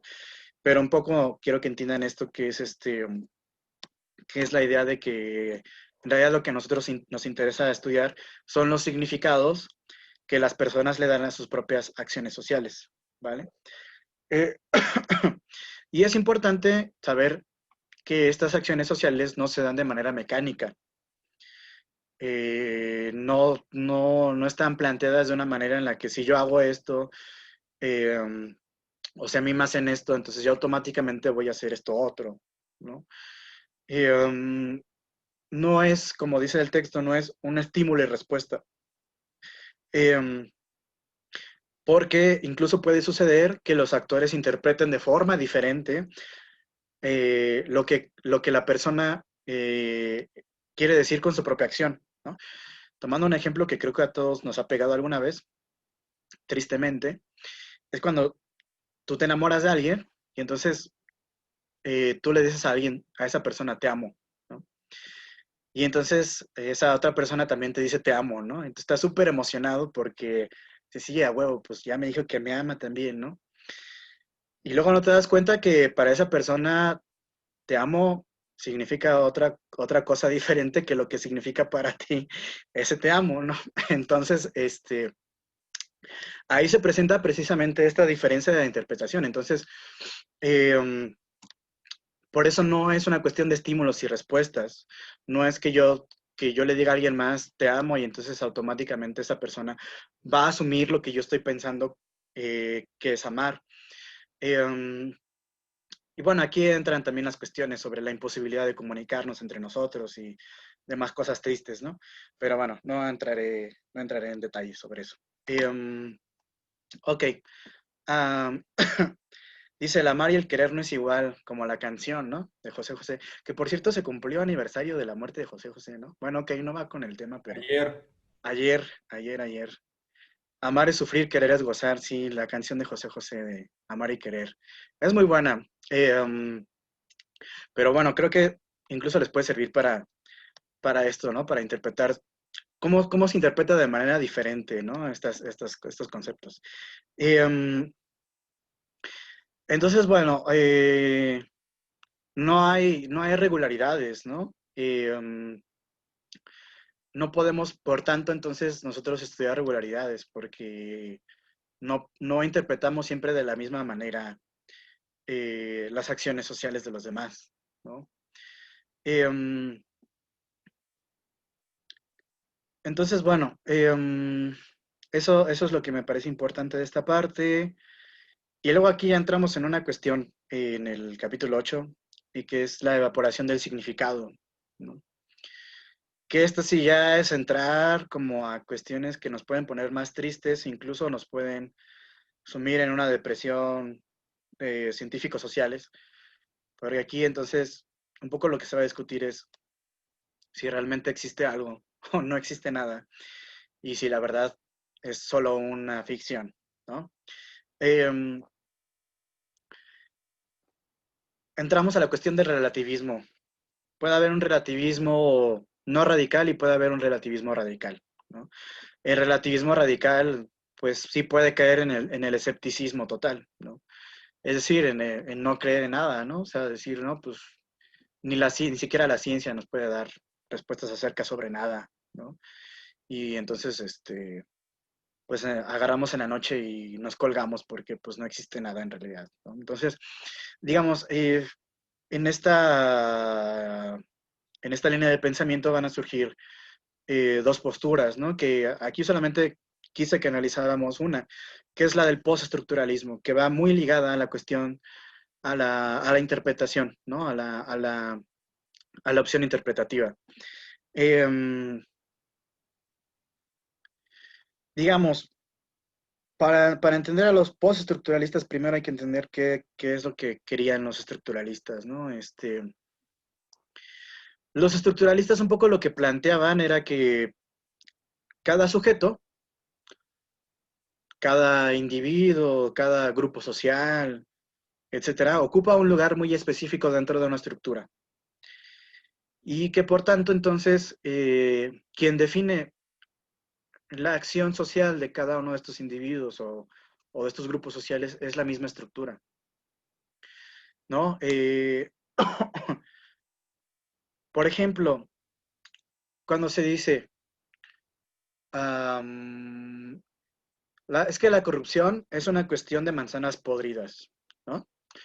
La corrupción es una cuestión individual, de gente mala que se porta mal y que es inmoral. Es un poco el discurso de Andrés Manuel López Obrador, ¿no? De que realmente, pues, todo se arregla quitando a la gente mala y poniendo a gente buena, ¿no?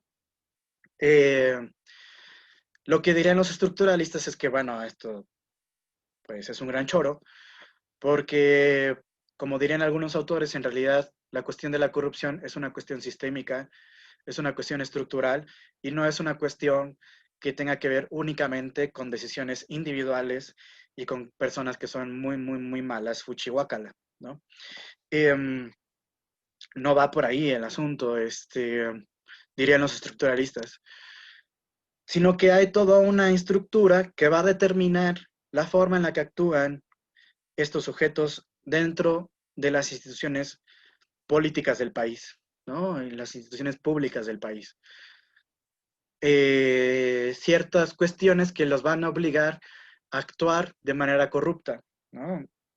Seguramente pues han escuchado esta frase de que,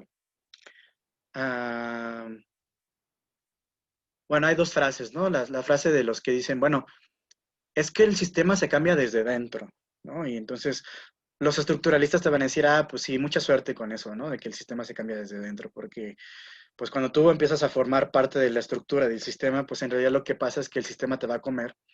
Y si no quieres ser expulsado por la estructura y por el sistema, tienes que empezar a actuar como el sistema te diga, ¿no? Y si el sistema te dice que te tienes que corromper para poder permanecer dentro del sistema, pues lo vas a tener que hacer, ¿no? Estos serían un poco los argumentos de los estructuralistas, ¿no? Y aunque parece muy plausible en cierto sentido, el problema de los estructuralistas fue que cuando ellos analizaban, por ejemplo, una de las cuestiones que analizaban más fundamentalmente era la cuestión del lenguaje, porque en realidad el lenguaje, o más bien la idea del estructuralismo es retomada de ciertos autores que hablan sobre el lenguaje, en especial de Saussure, ¿no? Saussure construye toda una, digamos, toda una explicación teórica de cómo funciona el lenguaje, ¿no? Y lo que él va a decir es que esta explicación estructural sobre cómo funciona el lenguaje es general, o sea, aplica a todos los seres humanos, ¿no? Entonces, un poco el estructuralismo es una forma diferente del positivismo, pero que también, al igual que el positivismo, va a tratar de salvar, o más bien de hacer de las ciencias sociales una ciencia objetiva, es decir, que pueda plantear ciertas estructuras que operen de manera general y de manera absoluta sobre todos los individuos, ¿no? Entonces, bueno, ellos a partir de esta idea del lenguaje, después la van a llevar a las ciencias sociales, pues lo que van a decir entonces es que es más bien descentrar, entonces, la principal preocupación de las ciencias sociales al individuo. Es decir, ya no importa el individuo si piensa así o si piensa asado, lo que importa son las estructuras, porque las estructuras determinan al individuo, ¿no? Y entonces, si tú naciste, no sé, siendo pobre, pues entonces siempre vas a pensar cómo la estructura que te determina por ser pobre, te lo indique, ¿no? Y a esto se le pueden poner peros, pero hasta cierto punto, ¿no? Bueno, no quiero meterme con cuestiones personales de qué es lo que yo pienso sobre el estructuralismo, pero creo que hasta cierto punto tienen razón y hasta cierto punto no lo tienen, ¿no? Pero bueno, entonces,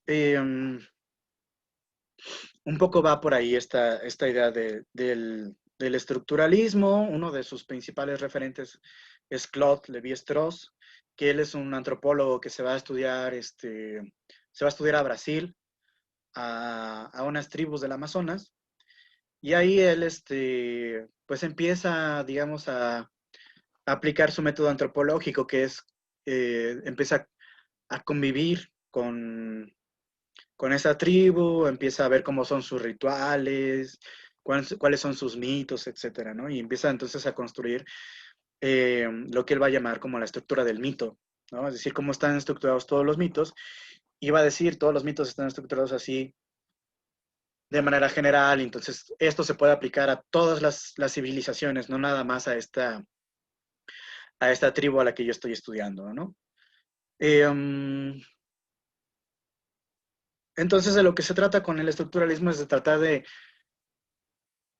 no encontrar leyes como lo trataban de hacer los positivistas, sino de tratar de encontrar estructuras que estén bien diferenciadas para entonces poder estudiarlas, saber cómo funcionan esas estructuras y saber de qué manera determinan a los sujetos, ¿no?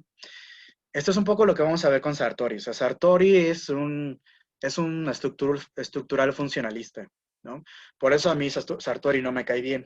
Pero creo que aún así da ideas que son, que pueden ser valiosas para nosotros, sin dejar de poner el dedo sobre la llaga y de hacer cierta crítica, ¿no? a sus planteamientos.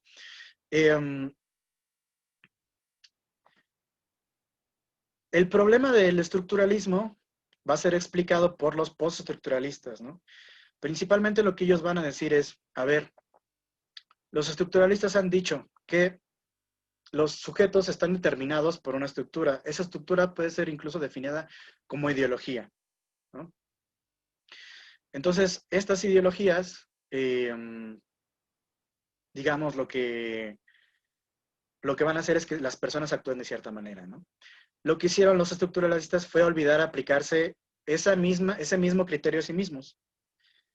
Es decir, ellos pensaron que su propia ciencia no era una ideología, estaba fuera de la ideología y que era neutral y que era objetiva, ¿no?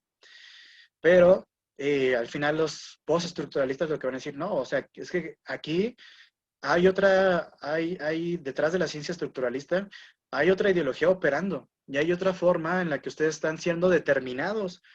Ustedes como sujetos que se dedican a la investigación y que se dedican a la ciencia, están siendo determinados a su vez por esta ideología estructuralista. Entonces el estructuralismo no es neutral ni nada de estas ideas, ¿no? Entonces esto termina por acabar, digamos, con el significado, ¿no? Por eso es como la evaporación del significado. Entonces, si no hay nada que pueda ser objetivo, ni estructuras que puedan ser generales y universales, pues no hay nada, ¿no? No hay un significado real, verdadero detrás de las acciones sociales que nosotros realizamos en nuestro día a día, ¿no? Sino que esos significados siempre van a ser contingentes y son los significados que nosotros le asignamos, pero nada más, ¿no? Por ejemplo, la crítica que le hacen a la ilustración los postestructuralistas, ¿no? O sea, esta idea que se pensaba de que la ilustración era estas ideas que nos iban a liberar al ser humano, etcétera, lo que van a hacer los postestructuralistas es que no, esta es otra forma de sujeción, es otra forma de construir nuevas sujeciones, ¿no? A lo mejor a partir de la idea de la racionalidad, diferente a la idea religiosa que se tenía antes, pero igual es una forma de construir sujeción, ¿no? Y de construir relaciones de poder. Y entonces, bueno, aquí ya entra lo que nos va a decir Foucault, ¿no? O sea, en realidad lo que nosotros hacemos, las estructuras, los postestructuralistas no van a negar las estructuras. Lo que van a decir es que estas estructuras no son generales, ni son aplicables a todo lugar ni a todo momento, sino que estas estructuras que, por ejemplo, Foucault va a denominar discursos, son discursos contingentes. ¿Qué quiere decir contingentes? Que han sido construidos en un momento histórico muy particular, pero eso no quiere decir que vayan a seguir existiendo para siempre y que se pueden ir transformando con el paso del tiempo, ¿no? Y dar lugar a nuevos discursos. Por ejemplo, él estudia mucho el discurso de la medicina, de la psiquiatría, ¿no? Y entonces él va a decir, bueno, es que el discurso de la psiquiatría lo que hace es construir ciertas relaciones de poder que van a hacer que, por ejemplo, van a poner en el centro ciertos conceptos y van a construir el concepto, por ejemplo, de psiquiatra o de paciente, ¿no? El paciente es objeto que está ahí como especie de ser sin alma que el psiquiatra se va a encargar de curar, ¿no? O los médicos se van a encargar de curar. Y entonces es una forma en la que se construye, digamos, ciertas relaciones de poder y los discursos están en todas partes, ¿no? O sea, hay un discurso del poder, es decir, hay un discurso de lo que se puede decir acerca del poder y lo que no se puede decir acerca del poder, un discurso de lo que se puede decir acerca de la familia y lo que no se puede decir acerca de la familia.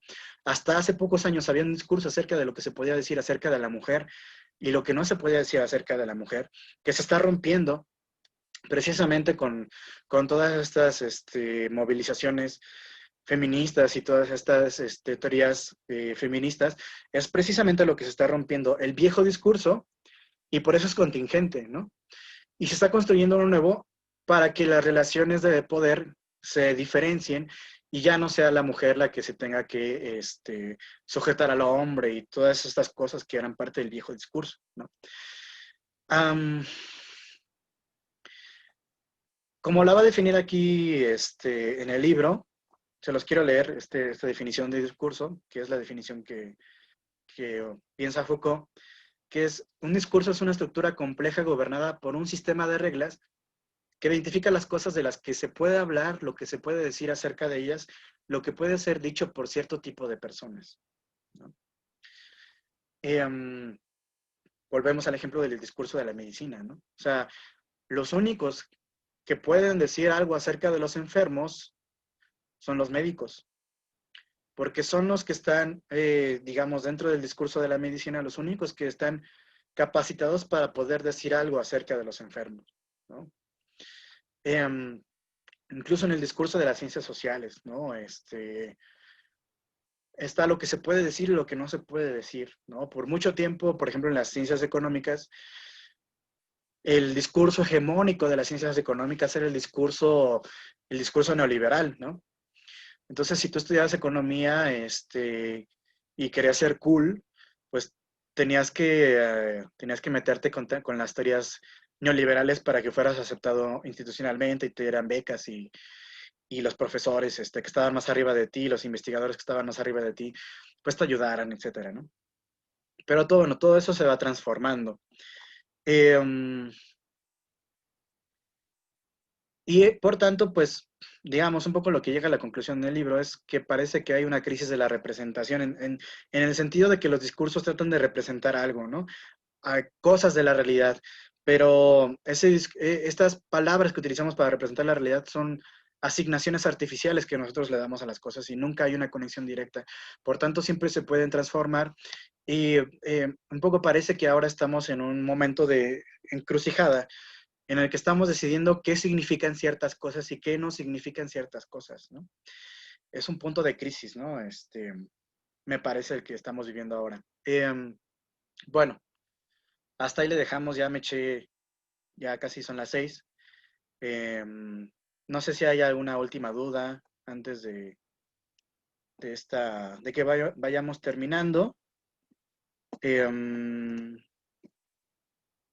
Lilian López, no sé si quiere participar. Tenía levantada la mano, pero no sé si es de ahorita o es de antes. No, era de antes, profe. Ah, ok, Pero perdón. igual, como comentario ahorita, igual como los positivistas, ahorita los estructuralistas, yo creo que pues siempre tienden como a generalizar, ¿no? Más sin embargo, yo creo que no, bueno, este concepto no tiene que ser exigido, pero sí debe de representar algo que tiende a ser reconocible, ¿no? O sea, ya no tanto como exigir que sea algo universal, sino que puede ser, pero ahí se queda. Sí, esa es humildemente la única tarea que podemos hacer los científicos sociales, ¿no? También Isadora creo que quiere participar.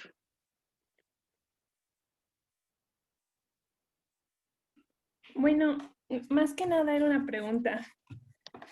Sí, dime. Cuando estaban hablando del método científico, yo me pregunto,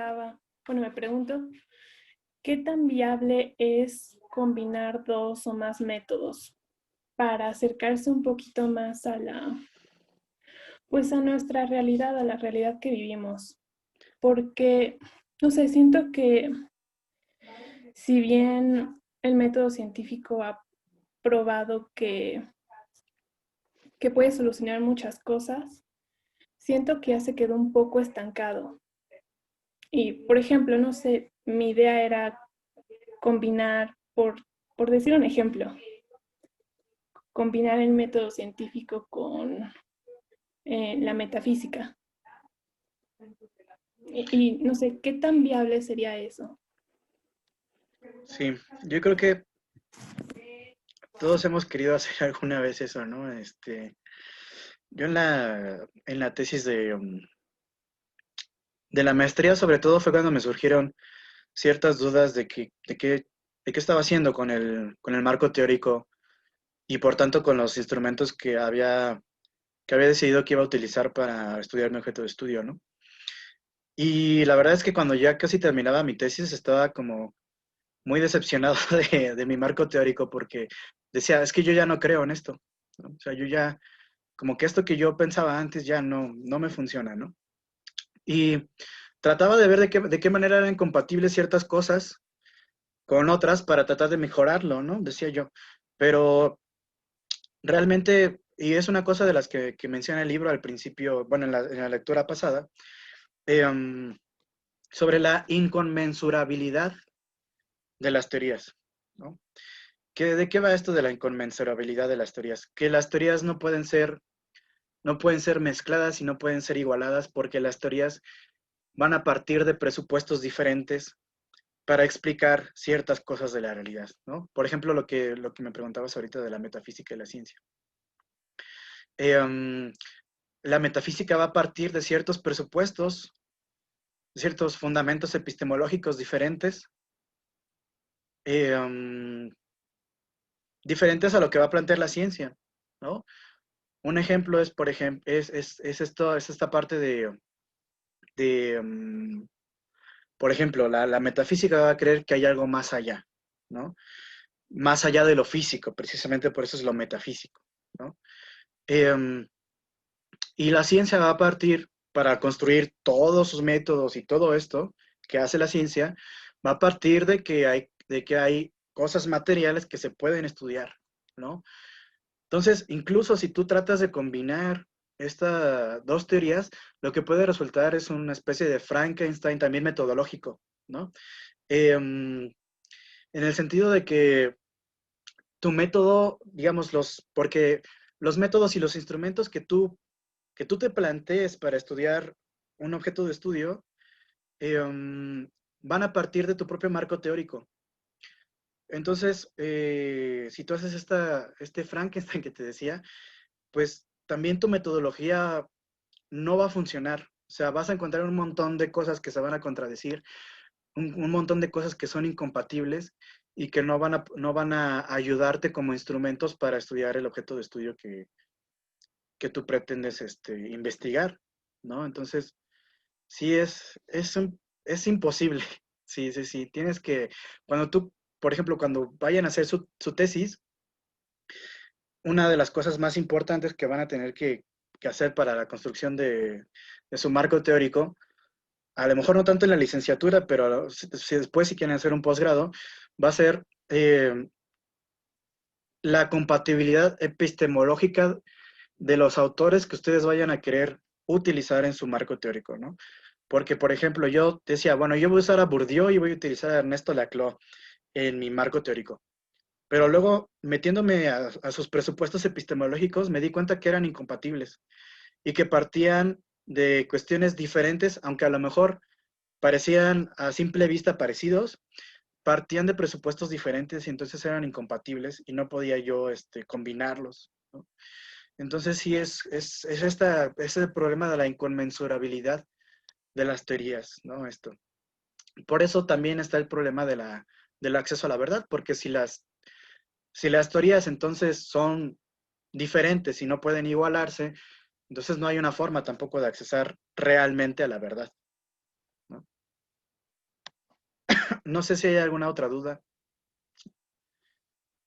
¿no? Comentario, sugerencia. Bueno, pues le dejamos hasta aquí entonces. Ahora no hay tarea de video ni nada de eso. Nada más hagan la próxima lectura, ¿vale? Entonces, bueno, si ya no hay nada, pues hasta aquí le dejamos y pórtense bien. Bueno, no, pórtense mal, disfruten de la vida, disfruten de sus clases. Y nos vemos el jueves, ¿vale?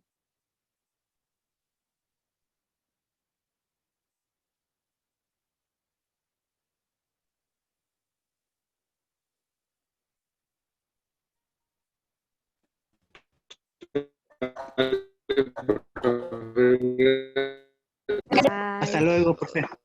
Nos vemos, cuídense.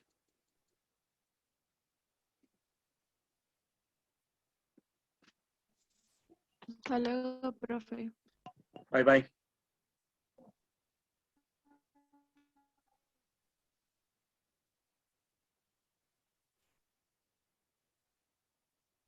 Profe, yo tengo una duda rapidísima.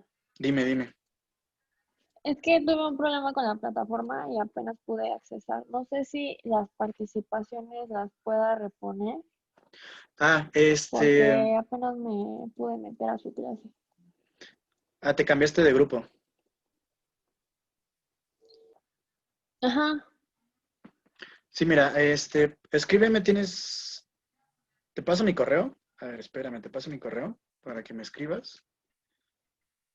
Sí.